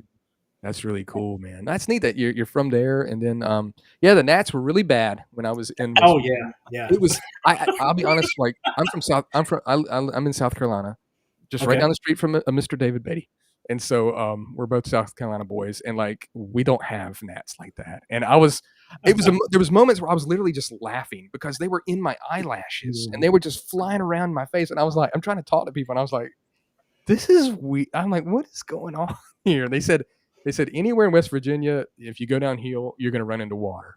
And then I guess that's what it was. There was a lot of rivers and stuff around that area of that like southeastern West Virginia. But it was a family reunion because I've got family from there. And the Whites?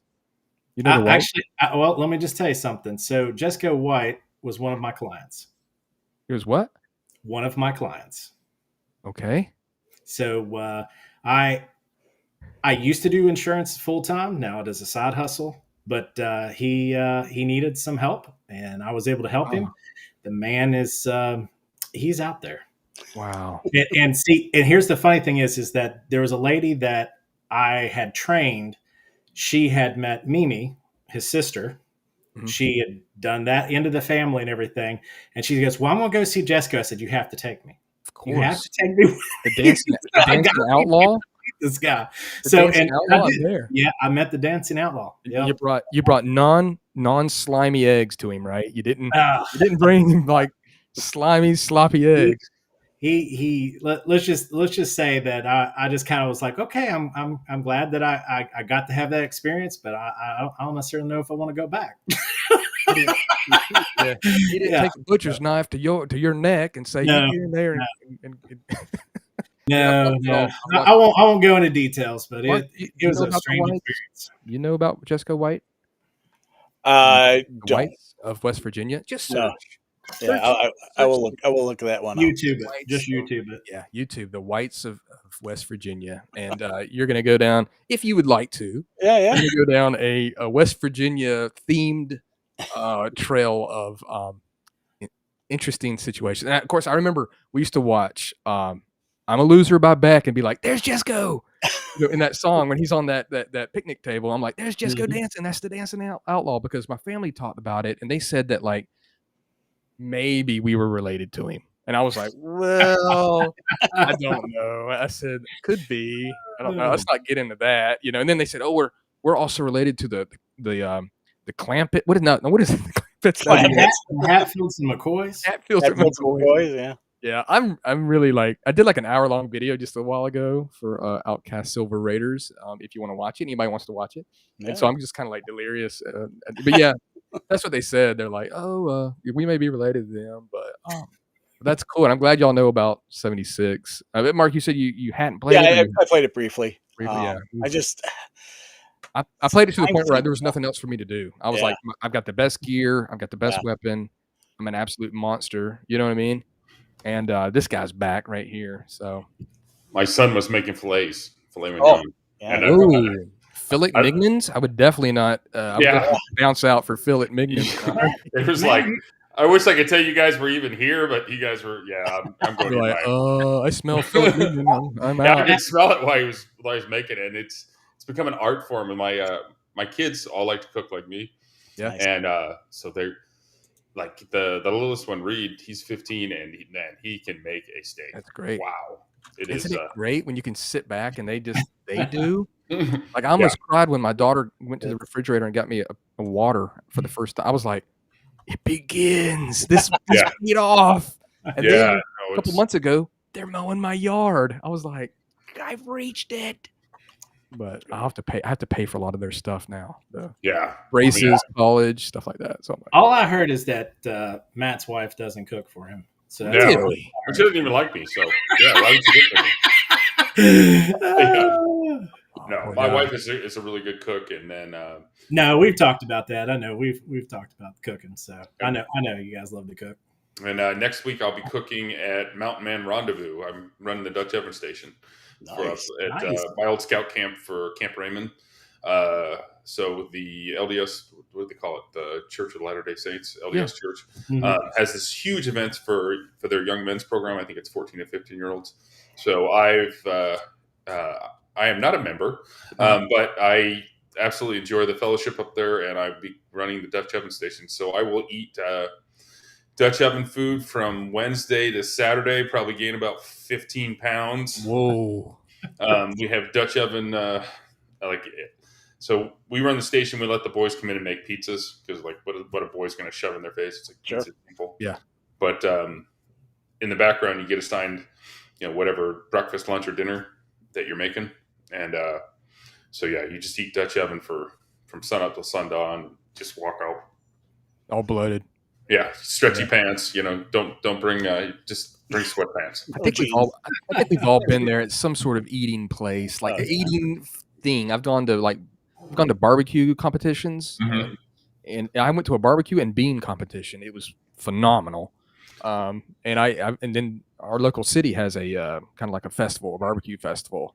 You get little cups and go around and these little trucks, and about halfway through I was like, I can't do this anymore. I still got all these. I'm sorry, I start on this side, I can't finish you guys on this side. I'm about to explode, but that's great.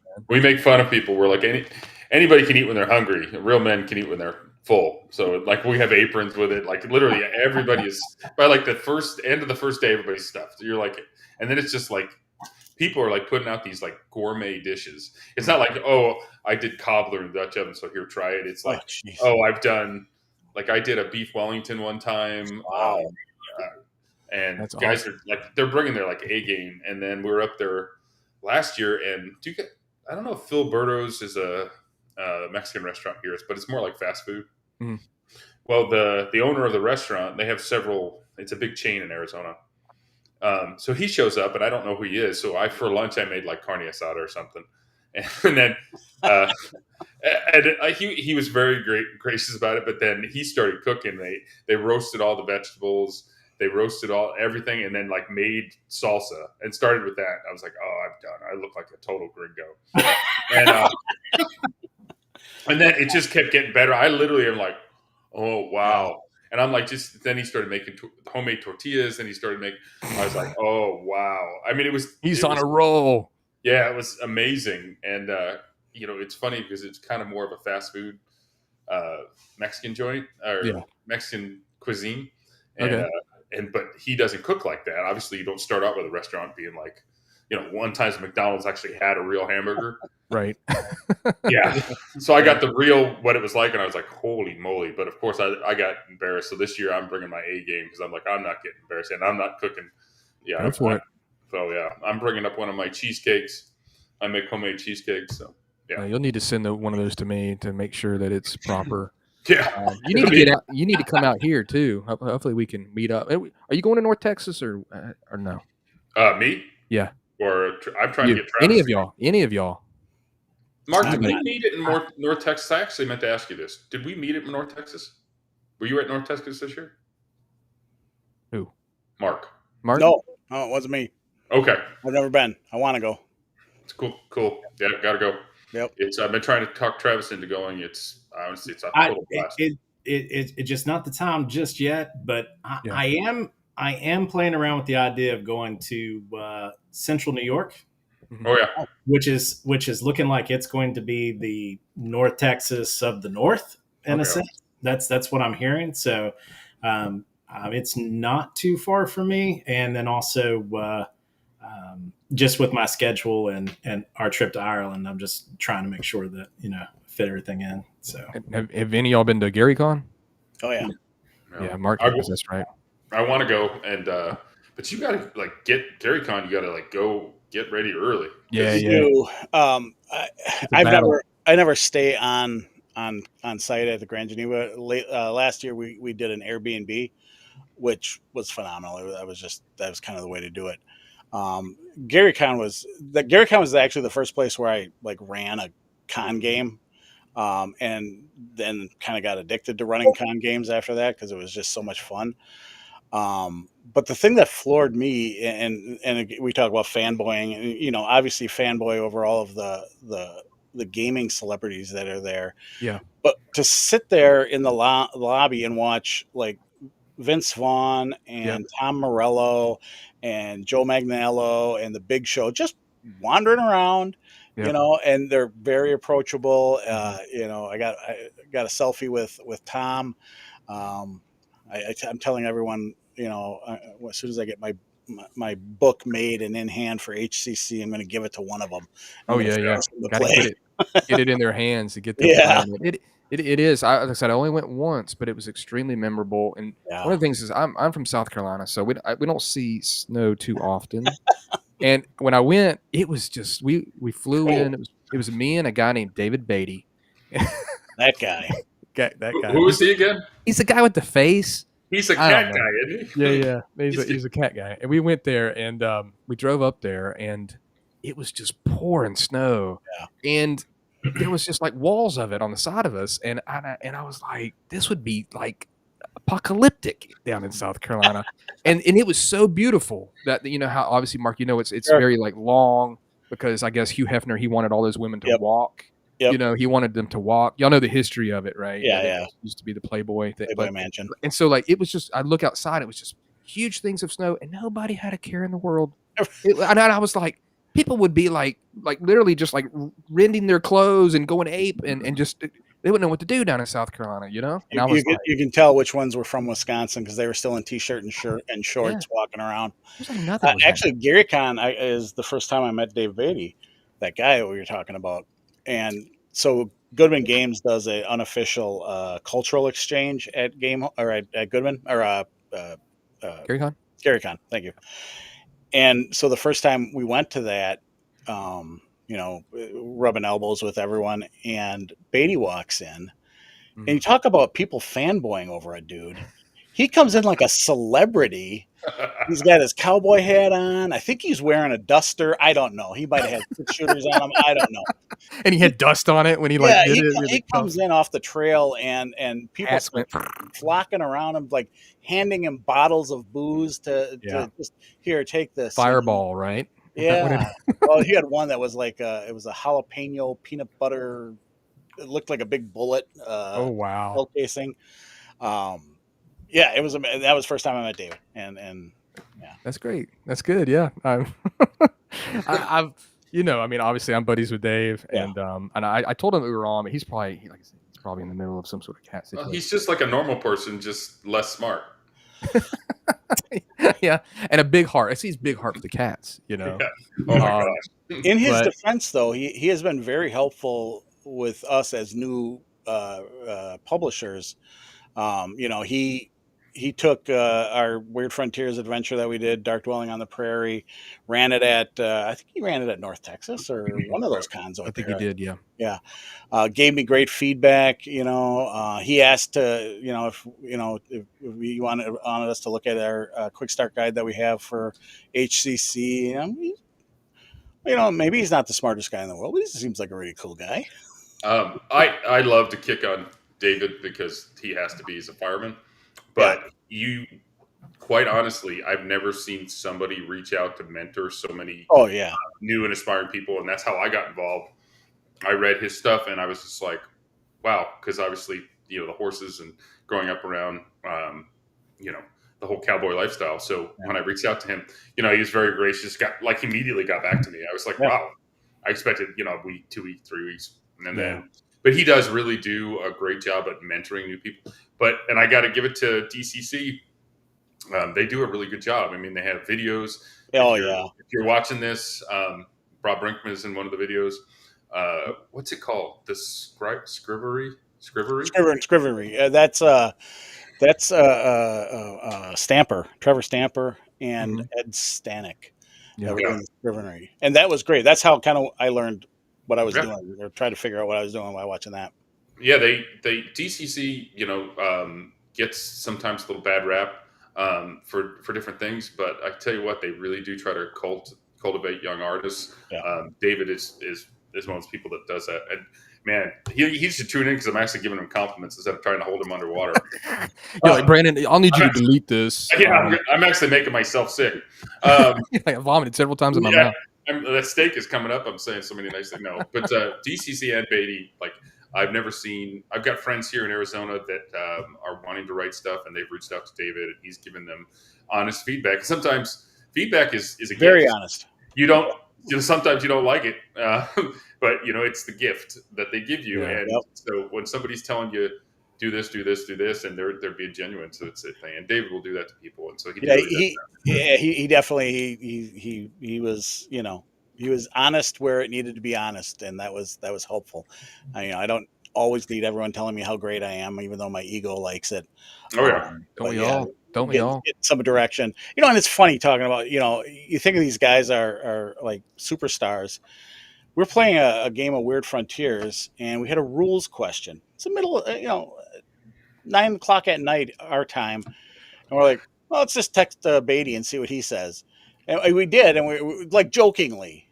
Within 5 minutes, he was back to us, and he gave us his interpretation of the rule. That's great. Like, that's insane. I did that with Brendan LaSalle just yesterday, I think, with X-Crawl, because somebody on Reddit asked a question, or they're just ask a question about it, and I was like quickly to Brendan because I'm setting up an interview with him for X-Crawl, and so I mean that's the thing is honestly Google Plus for me was like the catalyst for all this stuff. That was where we all got to talk and started being able to communicate.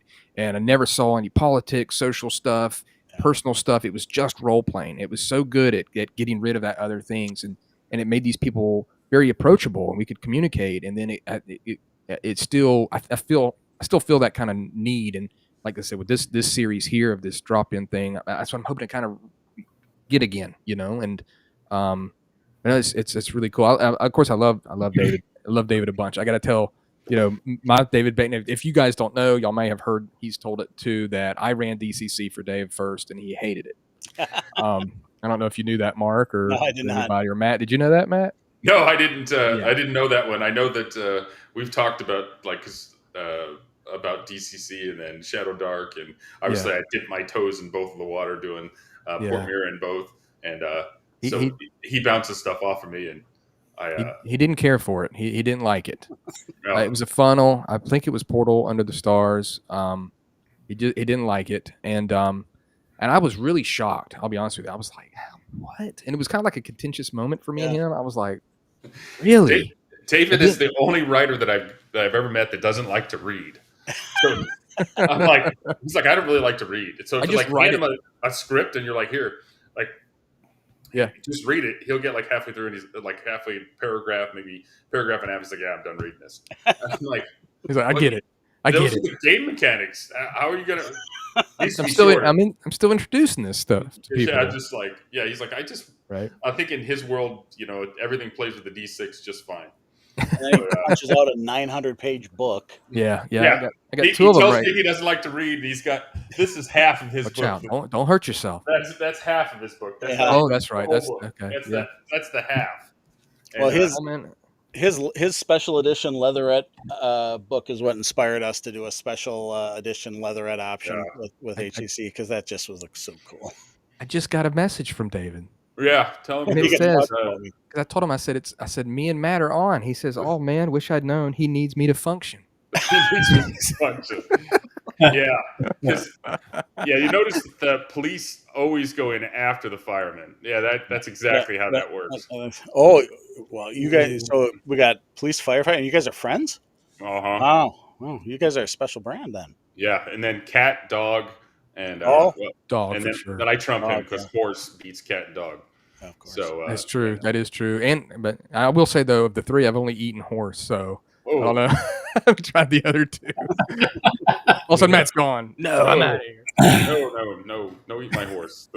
I will admit I was in Europe at the time, so I was faked out with a how you like that steak, and I went it's good, and they went, well, it's horse. I went, well, horse is good. I don't know what to tell. I can't.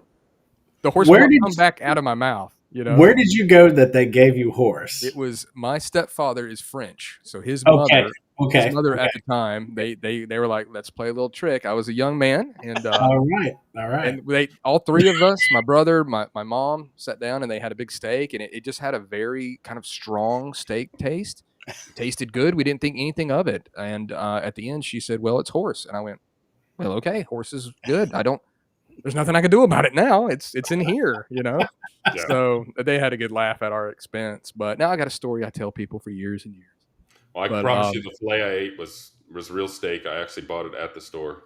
So I did not eat horse.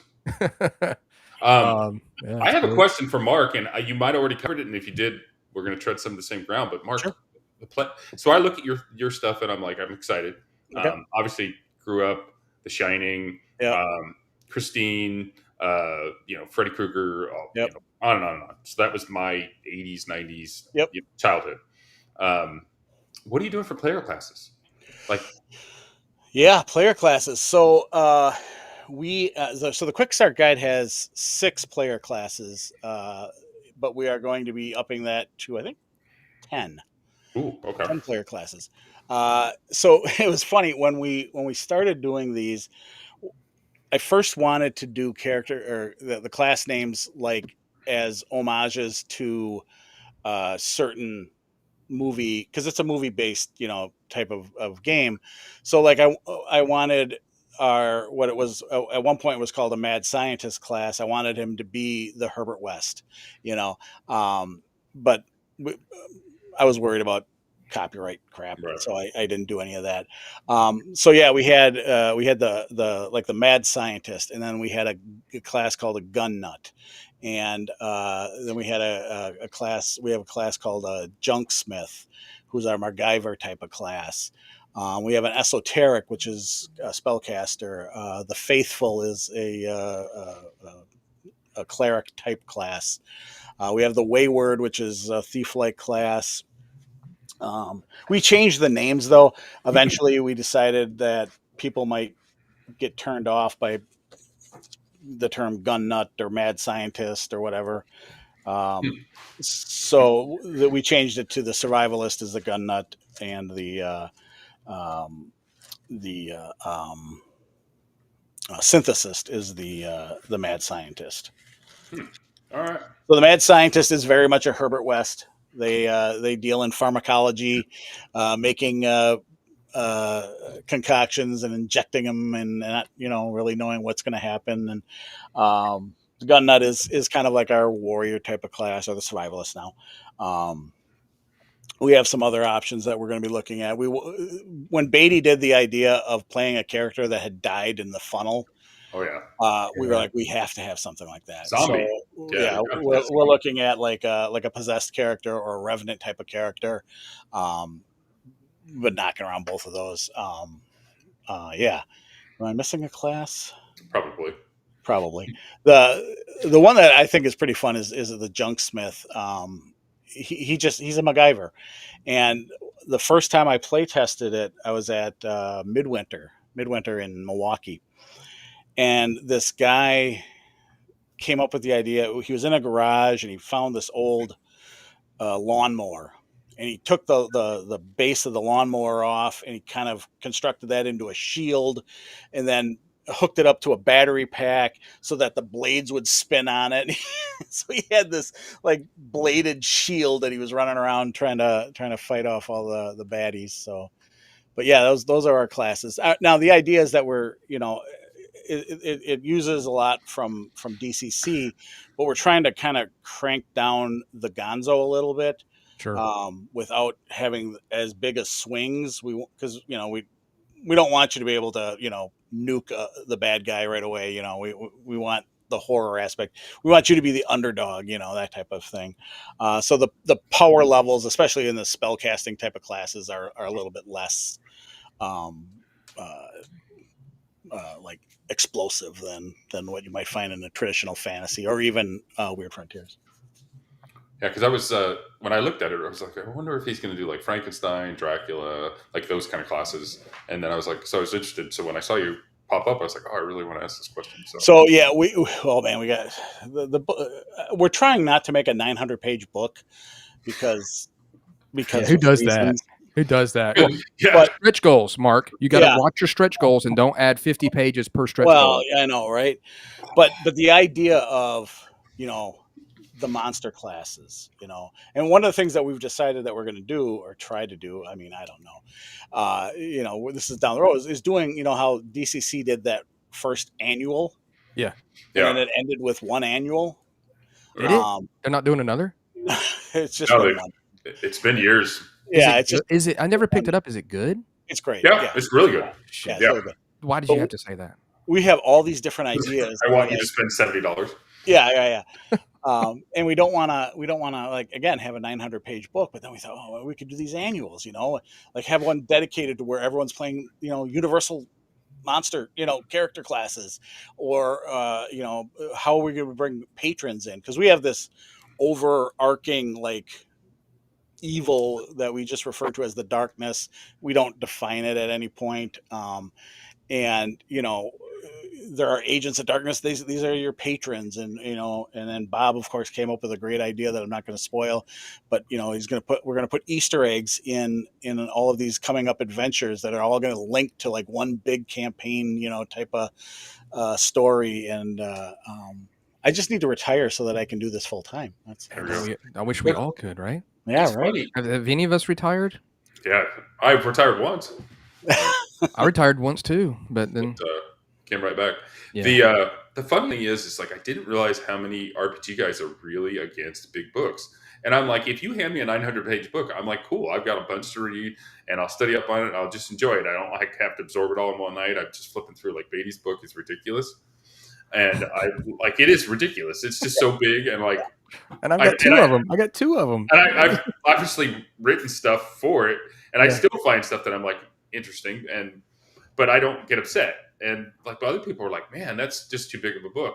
They don't even want to tackle it. And I'm like, wouldn't you don't you want more instead of less? Yeah. Like a lot of people just want less. And I think that's funny because I'm the exact opposite. I want, hey, give me all the detail and let me play with it. And if I'm running a game at my house, the bigger the better, because I don't have to haul that bad boy around. Yeah.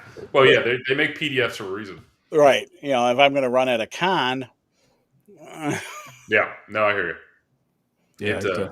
But people you want the smallest as possible, you know. And then the thing about cons too is that you're like, well, I want to buy stuff here. Right. I want to get stuff signed, so I've got to bring stuff that I'm not going to use to get signed by this guy, and I'm going to buy stuff that. So I need. It's like you've got to really gear up. You got to think about space, you know. So, but that's really cool. I dig it. I'm excited about this. You know, these videos. I hope you guys, you know, if you see me doing this again, I don't know. I know it was a quick thing, you know, but sometimes I just get that spur where I've got time and I'm like, well, I mean, I can do something. And other people have expressed like Nick Barron, I think is his name. Nick Barron. Yep. He wants to be on. Luau Lu wants to be on, I think. And so that's the thing I think is really cool is that I've seen people's names and I've never talked to them, and I've even done their products, and then it's like, well, it seems like I keep seeing we're all the same. I keep seeing these names left and right, and it's like, seems like I sometimes think that we're only making games for ourselves, though, or like, you know, like, are we all just like, who's playing? Like, are you guys there? Obviously, there's fans of all these things, but sometimes I just am like, I don't know. It seems like we're all helping each other, making stuff. And I think that's one of the things that floored me. You know, when we first said, hey, let's write something. You know, we had been playing 5e at the time, so we're like, you know, that seemed to be like the natural course. Let's write something for 5e. But the community wasn't, you know, they just didn't have the same, like, I don't know what the right word is, you know, community, you know. And then I discovered, you know, Goodman Games, and even more than that, just the community. You know, the game was cool. The game is cool. I love the game. But just like everybody, you know, hey, you need any help, you know, how to do this, how to do that, you know, where to go for this. And I was like, wow, this is the company I want to make stuff for. Do stuff for. That's exactly what, and that kind of the continuation of that story about David Baity was that he didn't like the game. He went away for a while, then he picked it back up, and then he started looking online, and then he found the community. And then he's such a personable guy and so nice. And then he started getting involved in that, and he was doing conventions. So he was like, I'll go, you know me here, and I'll go there. And now you know me, and now you can see, you know, what I'm all about. And that's how it kind of started. It was all the community. And he said that before, like in interviews before, or like on Spellburn and stuff like that, you know, because I always am like, yeah, Dave, go ahead and tell that story about how you hated DCC, you know, and then he'll admit it, but and then you never know. Hopefully, David Baity will show up on here, you know, and we can. And I know Matt, for you, that'll be a good moment. It'll be a special. We'll be special. Well, have we ever been on together? I don't know if we have. I don't think you have. have. I've jumped into the audience a couple times, and like I just start heckling from the audience, and people don't know me very well. Obviously, I'm pretty new, so people are like, "What is this guy doing?" And I'm just like, oh, blah, blah, blah, blah. And I was thinking when he was on Spellburn, I did it, or I can't remember what show he was on. I just jumped on and screwed with him. So well, I know people that work in public safety tend to have a dark. Oh yeah. Doing that myself, I understand. But yeah, it's a lot of people don't understand that level of humor. In fact, another I was going through his Carnival of the Damned. If you've ever been through that adventure, and we were messaging him, that adventure is so crazy and so out there. We were like, what trauma were you working through when you wrote this? My God. Who hurt you as a child? Yeah, what happened to you? All I know is in the making of Carnival of the Damned was that we went out to dinner a bunch. I mean, me and Dave go out to dinner a good bit, and during that time, he was just constantly get ideas for Carnival of the Damned and the different rides, and it was just a thing where we would just kind of bounce back and forward about what do we think this should be. Now the whole story and behind it, though, the kind of the dark thing, that was I don't remember hearing stuff about. He told me about it, right? But like I didn't have to give him any ideas or feeling. He kind of had his vibe. But I think Carnival of the Damned, it was slightly challenging for him to make on multiple levels. But I think the reception of that is what really, I can do this. You know what I mean? I can do this. And I think he had, was it John Marr that helped him, I think, publish it and make it. And so he kind of, that's what kind of spurred him. He was like, oh, I can do this. You know, and people, of course, you know, big time reviews of it. People saying like, this is so great. And I still tell people about it because people say, well, how do I do a DCC adventure in just a couple hours, like 2 hours? I want to do a funnel in 2 hours. I'm like, just grab Carnival, grab just a couple of the games. You've already got a vision of a carnival and the rides and what this game might be, and just put the pieces where they need to go to create the story.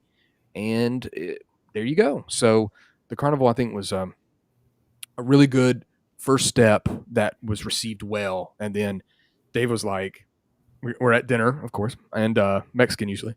And he was like, I'm thinking about doing like a kind of Deadlands, because we enjoyed Deadlands and stuff. Sure. He's like, something like that, but different. And I was like, okay, what you got? And then little did I know, boy, did he ever. And and one thing that was good about that too is that he got a lot of people involved in it, both art and writing. Mm-hmm. And I think that was really cool because, and I've said this, I think in my video of it, it allowed for us to just create. He didn't really care. He had some choices of some stuff to maybe make, some ideas of maybe, especially when it comes to like the arcane stuff.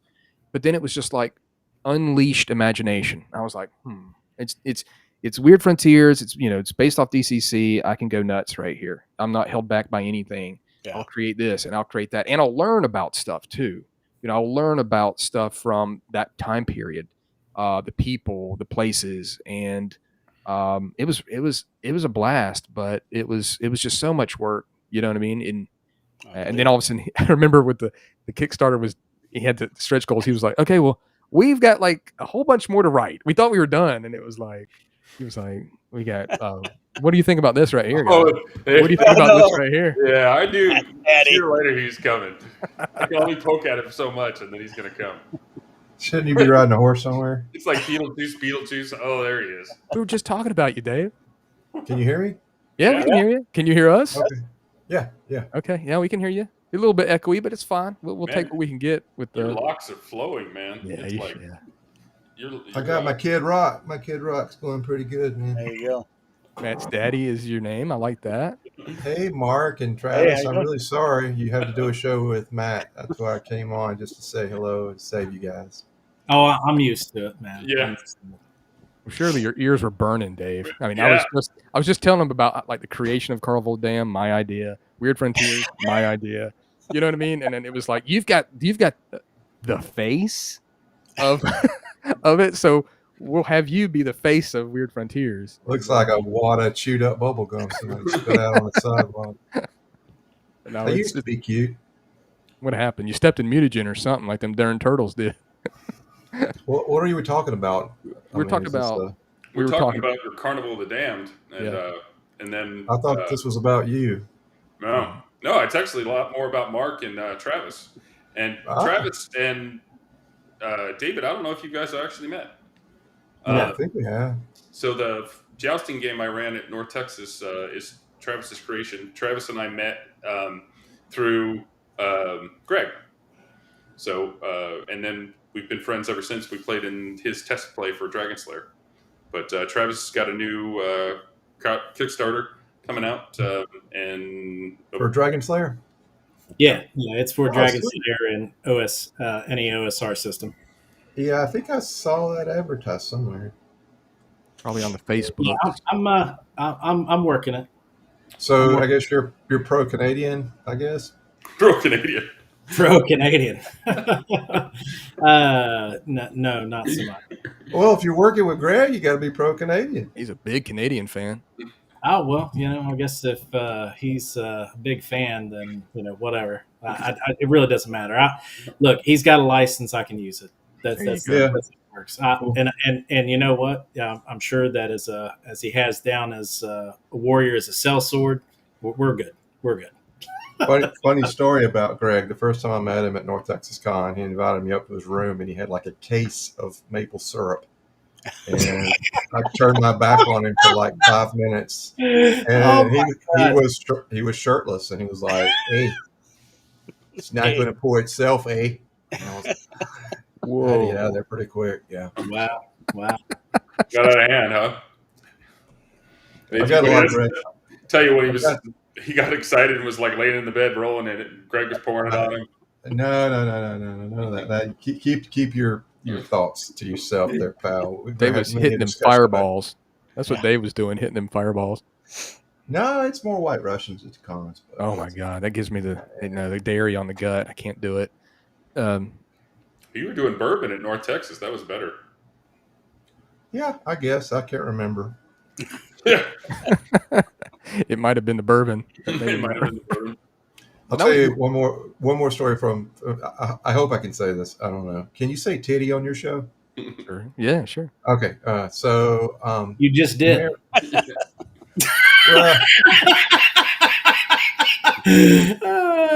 So I'm sitting there with Joe Bittman, who's wrote a lot of stuff.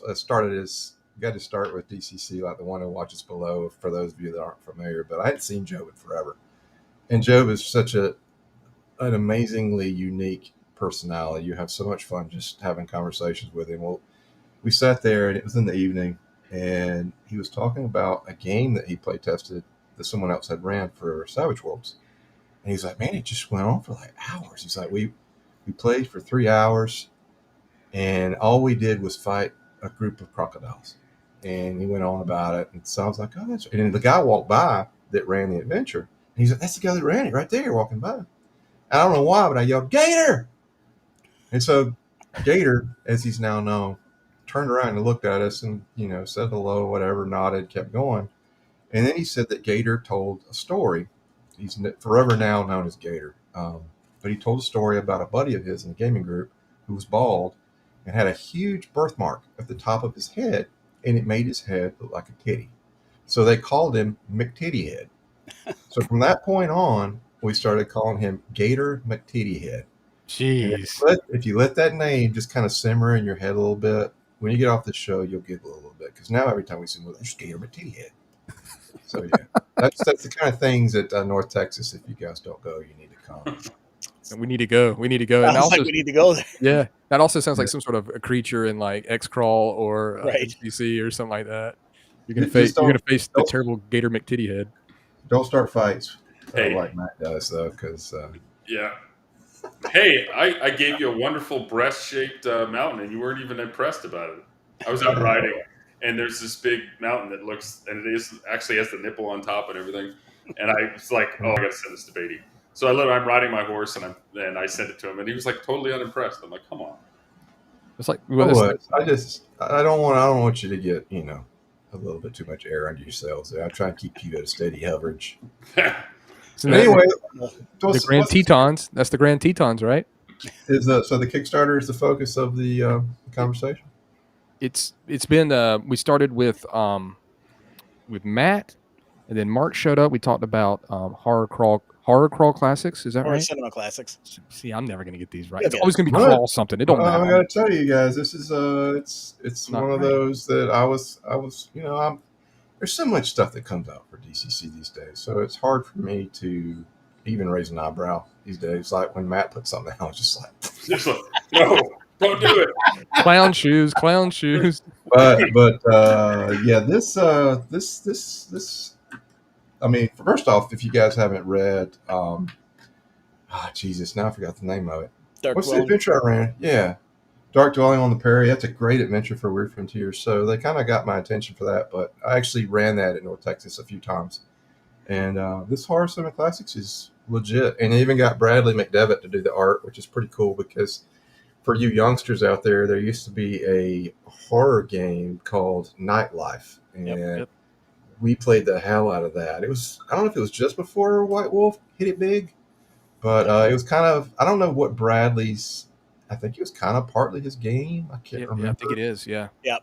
Yeah. It was. I think he kind of got a raw deal on that. So it's kind of cool to see his artwork, plastered all throughout. Classes look cool. So yeah, I'm excited about that. He got a raw deal right here is what he got, is what he told me. Yeah. You know that, right? That's what he said.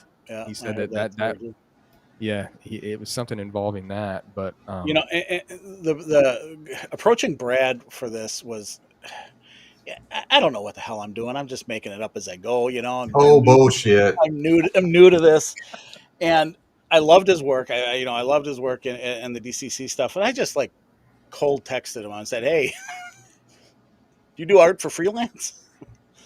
And yeah, he did our logo. He did our cover. Yeah, super excited. And you said Christopher Torres too, of course. I bet you did you message him before you could even hit enter? He'd already messaged you like, yes. I'm in. Baity turned us on to him. Yeah, he loves horror, right? When we first started with our first Nowhere one, and I tell you, he kind of spoiled us a little bit. I mean, you know, you ask him to do something, and he comes back almost instantly with a sketch, and you're like, "That's amazing," you know. And then, like a couple days later, you got the full link, and I'm like, "Wow!" So yeah, we did a lot. We used a lot of Chris. I'm confident that we will be using a lot of Chris for HCC. He's done a lot of that type of art before. I just love his art. I mean, his art's great. Yeah. He actually did some art for. I used to be a huge, way before Walking Dead came out. There was a similar comic turned graphic novel called Dead World. With it was really cool. It was more of a post-apocalyptic with some demons mixed in, but it was really cool. And he, I didn't realize this, but he did a piece of art once for King Zombie, which is the only speaking zombie in the comic. He's pretty cool. He's this biker dude, and I was like, hey, that's really cool. I was like, not a lot of people know about that. And he actually did artwork for Dead World towards the end there, which is kind of cool. Nice. I didn't know that about Christopher. So that's great, man. Yeah, we're getting the inside scoop on it. But that's been cool talking about the Kickstarters. And this is just like, I know, Dave, I don't think I've really taught you about this, but just, you know, a way for like us to meet and talk about what projects we've done or what they've done and what you've done and whoever's done and what they've got coming up. You know, Kickstarter, a project that they're working on, maybe something that they're thinking about doing and want to get feedback about it. Matt's got a bunch of stuff, of course. Rodeos. So let's tell this story. Every time I call David, I got this idea. He's like, that's fucking terrible. Sorry. I used the F word. Sorry. He's like, that's terrible. You're cool. And he's just like, yeah, that won't work. I'm like, and so I keep thinking. He's like, I already said what I said. I've got a short attention span. So, you know, when he sends me like 10,000 words to describe 2 encounters, it's like, it's going to lose me. So yeah, we talked about this. I think we discussed this earlier, didn't we? Yeah. It's Matt suffers from diarrhea of the keyboard. Yeah. I suffer from, I've got to explain it. And then so David will be like, well, just send it to me. I'm like, it's not edited. He's like, just send it to me. I'm like, okay, but it's not edited. And so, which means it's going to be diarrhea of the keyboard. And then he's like, this is diarrhea of the keyboard. I'm like, it's not edited. So it's like all my ideas for the adventure that hasn't been finished. So no, that's his favorite thing to do to me. And then all of you guys are 10 times better at writing than I am. I just like to act like I do stuff and throw rocks at you to make me feel better about myself. Yeah. No, it's funny how many people in the RPG community are like, you know, some people like to play it off like, oh, there's all these subsects of, you know, this and that. But for the most part, everybody grew up playing a lot of the same games. What's good is good. A lot of people enjoy it. And then you meet these guys and you run into them at a con and you play in one of their games, or maybe you bump into them something like this or whatever. And then you become lifelong friends because you're just like, you have so much in common. And then when you get to doing stuff, it's just like, it just takes like a quick text or a reach out. And then they're like, then they're like, oh yeah, I'm in. And, and that's Travis, that's what happened with us. Obviously, David, I reached out about Massacre Grounds, and then, obviously you introduced me to Brandon. So, and then Mark, I'm happy to meet you. But this is kind of the way it goes with it. It's a really good community. For the most part, everybody's, really helpful. They'll try to help you as much as they can. So, and that's probably the more of the common than the uncommon. You run into some people that just don't want to be bothered. But yeah, it's a good community to be involved with. And it's really fun when you can reach out to some of your heroes and they're giving you advice. Yeah. So you go to North Texas, you sit at a table across from Murray and you just ask him questions. It's just, or whatever, whoever your hero is, it's like, okay, it's really cool. Yeah, they're right there across the way, and you can go talk to them. I mean, if you can get through the crowd to get to Baity, I mean, that is true. Yeah, well, he's got his entourage, Yeah.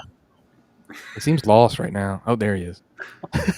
No, you look very ghost. You're like so white. Go outside. You're always outside with a cat. You can't get in the sun. You have to do cats at night. It's the nighttime. only thing white on me is my ass, and I'm not going to show that picture. The family show.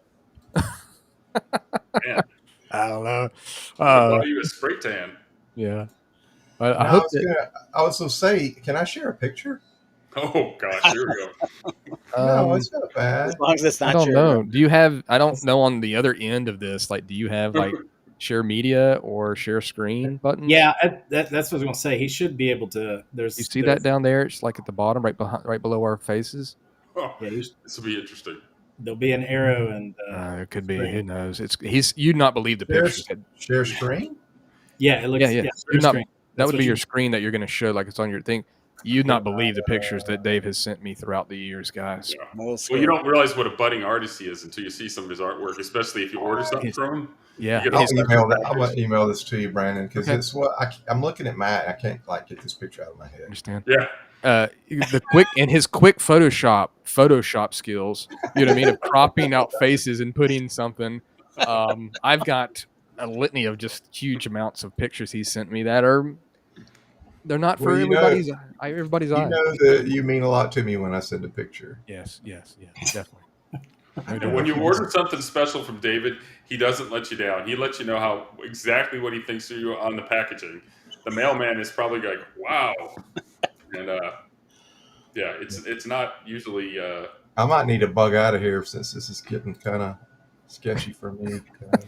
That made a real splash. Those last packages that he sent out and stuff. If I have time, I'll usually try and doodle something or send something a little weird. Like I think I glued or taped some cat hair to one guy's package. Yeah, you did. Cat hair, right? Yeah. Are you sending me a picture? Is that what you're doing? Yeah, this is it. It's coming. Okay. I feel like that this is like Matt's spirit animal. Spirit animal. Could be scary. Well, you know it's not going to be a horse. Do y'all have those buttons down there too, like share screen or share media? Yep. Okay. Yeah, that's where I mentioned I was going to share something, but we got talking. So if you need to share something, you can throw it up. I don't know. It's okay. It's okay. I want to see the picture. When he's going to share, it's going to be insulting. I want to see your stuff. I'm going to see it first, and oh boy. Yeah, you knew it was coming. Okay, let me work my magic here. This is now I'm about to show it. So what is it? How do you need to frame this, David? Oh no, I was just every time I look at him, I keep having Empire Strikes Back flashbacks. I'm Lobot. Yeah. Lobot. Wow. Nice. You know his name. That's awesome. Yeah, he's my hero. Hey, you don't get this due by accident, man. You have to have heroes. Well, we're going to need you to shave that facial hair promptly for this picture so we can really do that up. So, no, we're just going to leave that there. That'll be we got that. Is there something about gamers and goats? I'm seeing a lot of goatees on this. Oh no! I'm glad you clarified that because I was like, the goats, like real goats. No, like the goats. Who's that guy that likes goats?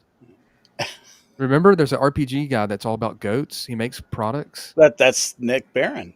Is it him too? He's got the goat class. He's got a dog class, a goat class. He does not have a cat class though. Nick, if you're watching this, make a cat class. Yeah, Nick, please. Matt made a cat-based class. I mean, he knew that the only way he was going to get to make an adventure for Weird Frontiers is if he put something catty in it. That's right. I was smart enough to know where my bread was buttered there. The first thing I'm like, oh, what's he into? They're like cats and small children. I'm like, okay. Oh, wow. Wow. Uh-oh. I was just like, oh, I could do cats. Dave, what is behind you? Is that a ton of role-playing books? Mm-hmm. Yeah. Y'all would not believe. Y'all would not believe his collection, guys. The guy doesn't even know what he's got. He tells me he's like, He's like, I don't know. It needs to go. I wish somebody could buy it all. Well, you know what I'm waiting for, Dave. The Kickstarter. Yeah, Brandon knows that when I die, like he's going to get my. I'm knocking on the door. It's terrible about Dave, but I've got a U-Haul truck I brought with me.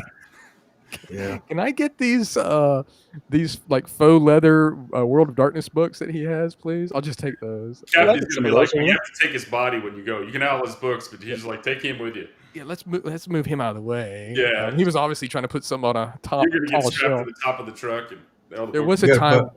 Yeah, go ahead. You got to take my ashes and put them on the shelf behind you with like a neon sign that says Absolutely. Baity. Yeah, I would definitely do that. Otherwise, I'll haunt you. I'll haunt you every time you sit down on the toilet and splash water on you. Misspell his name, but yeah, I remember going to his place and seeing all his books, and there was a time where he was like, "I don't even remember backing these Kickstarters, and they're just coming in." I don't remember. And then I'll go to his place. He'll run a game, and he'll do a good job. And he'll show me a book, and I'll be like, "Ah, it's cool." He'll be like, "Do you want to use that for the channel?" I'll be like, "Nah, I'll get it next time." And then I'll text him a couple days later. You know what? I think I will put that book up. He's like, "I don't know where it is. It's gone. It went into some sort of black hole or something." But he's great. True story. Multiple times. I can't find shit once it just sucked into the shelf somewhere. Yeah, it just goes into some sort of void. But well, I have got to wrap this up, guys, and let's just recap. Mark, go with what you got in case somebody's watching here at the end with the Kickstarter. When it's going, like when it's going to end. Go ahead. Yep. So we're actually on BackerKit. BackerKit. Dave, BackerKit. We've launched Horror Cinema Classics. Yeah, Dave, if you ever want some advice on BackerKit. He's not popular enough to get BackerKit. You guys are killing it. It's doing really good. Horror Cinema Classics. It's an homage to VHS era horror movies. We lean into all kinds of things, both 80s and horror. We have mechanics that address leaning into the tropes. And in fact, I had come down here. I was going to film a quick little YouTube video on how to use different mechanics, but then I saw you guys there. So we are a weekend. We go till October 23rd. I think we were supposed to go to midnight, but I think someone used the wrong standard time on it, and now it's going to be like 10 p.m. or something like that. I don't know. We got 4 great writers ready to do some adventures. We got you guys already hit the stretch goal for Tim Snyder. Next up is Stephen Newton, Bob Brinkman, and then John Hook after that. So let's good get the ball lineup. rolling. Let's do that. That's great. I want to see what they're going to write because they've already pitched me their ideas and they're pretty amazing. Do you have a ballpark time of fulfillment for this? Yeah. The fourth quarter of 2026. Okay. That works. And I think, did you guys make an edit on the page count? Because I had asked Andy about that, and he said that he forgot to put it up somewhere. So that's always a fun thing.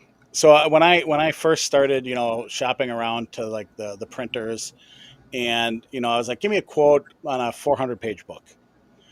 And then I talked to Randy, who does our layout. And he's like, this is going to be at least a 500-page book. And I'm like, oh, well, shit. I guess I better get some more quotes. Yeah, you're getting into Weird Frontiers territory now. Yeah, definitely. I've told these guys before you came on, I definitely don't want to do a 900-page book. Doesn't mean it won't happen, but I'm thinking that we're going to be probably around a 500-page book. And I'll update that at some point. As it goes higher, you may look around. There may be like tumbleweeds around you. You're like, we're getting into Weird Frontiers territory. I asked Baity to bail me out because I'm moving up to 600-700 page, but I don't think he would just keep plowing forward, add more. Rookie numbers, 600 or 700. That's rookie numbers in that rack. You got to up them numbers. Okay, so I'm deeply hurt. I write like 10 pages, and he's like, I can't read this. And he's encouraging you to be like, 900 pages? I see it. All right. Go for it, yeah. So yeah, that's what we're doing. That's great. What's the pleather color going? Do you know what the design's going to be? So our first plan was I was shopping out to see if you could actually harvest human flesh to do a bound in human flesh, inked in human blood. Apparently, there are some laws against that. That's a shame. So we're kind of debating. We kind of want to do something as close to like human flesh color as we can, but I don't know how that'll translate. I got to call out to our printer person to see what colors are optional or are available. So we'll see. It could, a dark red would be very cool, I think. Probably not going to do brown just because that's your territory. But yeah, something along that. Either if we can, I even talked to some people about harvesting their flesh, but They're not down for that. apparently people have Big some issue frown. with it. So A lot of frowns, a lot of. yeah, I know. You should ask them, Mark, for see if they have a long pig collar. Yeah, right. We wanted to do like one book, just one book, the ultimate book, which was bound in human flesh, but apparently that would be amazing. There'd probably only be one of them, I think. Yeah. Apparently people think that's inappropriate. So yeah, I'm thinking off the top of my head, like a dark red or something closer to a tan, but tan might just kind of fail, I think. So yeah, blood red, just dripping. Blood red might be cool. That's great. And then Travis would have a wrap up from you. Yeah, so Full Metal Tilt's in pre-launch right now. Go live November 15th. I do have a bunch of stuff that will be dropping here soon. I know that I have an adventure that will be in Mad Scribe magazine that will actually have the bare bones basic inside of the game that's the adventure that's called The Blue Lady. And that's coming out in October. So it should be out here soon. And that's through Chris Miller. I don't know if you guys ever know Mad Scribe magazine. Ever heard of it? I've heard of it. Yeah, it's in Walmart, a bunch of other places. He's done real well with it. If you ever want to, just check it out. I think he even has Sandy Peterson is also in this issue too as well. He does an interview. That's great. Lots of people. Chris has a lot of connections. But like I said, it's in pre-launch right now. I will be doing some drops here, like I was saying, just to kind of give people a little bit, kind of a little look at what's going to be there. Of course, Full Metal Tilt's a jousting system. It's based off of the chainmail system, which I've expanded off of that, and I also have nods to Full Tilt. That was what Games Workshop also did, as well as some other jousting systems. But again, it's my own. Matt's played it. It first premiered at North Texas. Also got to play it at CharCon locally here in West Virginia. Also, I will be offering, because sometimes people will be like, hey, I don't need a subsystem. So I'm offering my two Dragon Slayer Dungeon Design Adventurer first place winning adventures that I have. One is the Pharaoh of the Unbroken King, as well as Whispers of the Second Deep. And that's it. Will you have flying ostriches to ride on in this jousting game? In which no flying ostriches and no. That sounds like an expansion right there. Yeah. See, Mark's on the right page there. So like aerial jousts and stuff. That's future thinking. That's future Travis problem. Womp, womp, womp, womp, womp, womp. Like when they come up out of the ground. I played so much joust. I love joust. So much joust. The bird thing killing me. Mm-hmm. Yeah, lots of death in that, lots of anger. And now Matthew. So Port Mirror just went on sale. Drive-through first couple of weeks have been good. We've sold some copies. So look for that if you didn't get in the Kickstarter. Support Gamehole and Crawl for the Cure. Got X-Crawl Rodeo. We did the barrel racing room for that, where you do have different mounts that you can ride. So you can ride an axe peak, you can ride a horse, obviously. But there's some really cool critters. I think one of them is a velociraptor too. So it's just kind of gonzo fun, and it emulates rodeo. David and I worked exclusively on the dice thing. He loves the dice. He can't wait to just roll with me on it. I've got that going on, and then working on the follow-up to Massacre Grounds, which is also available on Drive-Thru. Nice. I've got that's done, and then the follow-up to Port Mirror would be the whole Withmel setting. to give people more of that. They seem to like the port mirror, so we'll just keep going with that. And other projects, to be determined. Yeah, well, I just got a bunch of stuff, but that's what I've got right now. We should get the backer kit page for X Crawl Rodeo up within the next couple of weeks. We're going to let Crawl for the Cure kind of show it off, and then and hopefully people like it. You got to get all those people to be interested in the backer kit, right, Dave? Yeah, Dave be interested in the backer kit. That you can't launch backer kit with 3 people. You have to have just a button push, and they go, whoa. And now, Mr. David Eleanor Baity, what do you have? We're working on fulfillment with the reference guide. I just ordered dice and patches today.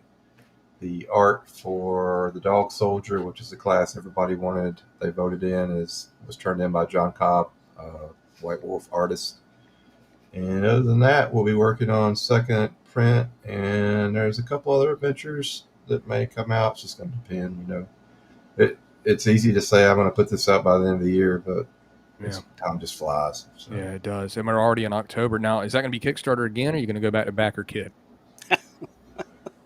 Probably backer kit, since we've put so much work into it. Yeah. I think it's once you get the bones laid out, it's a little easier to put some new meat on it. So gotcha. Well, Gilbert seems to be more fond of it now than he was when it first started. So he was going to be on here. He wanted to be on here tonight, but he had to work.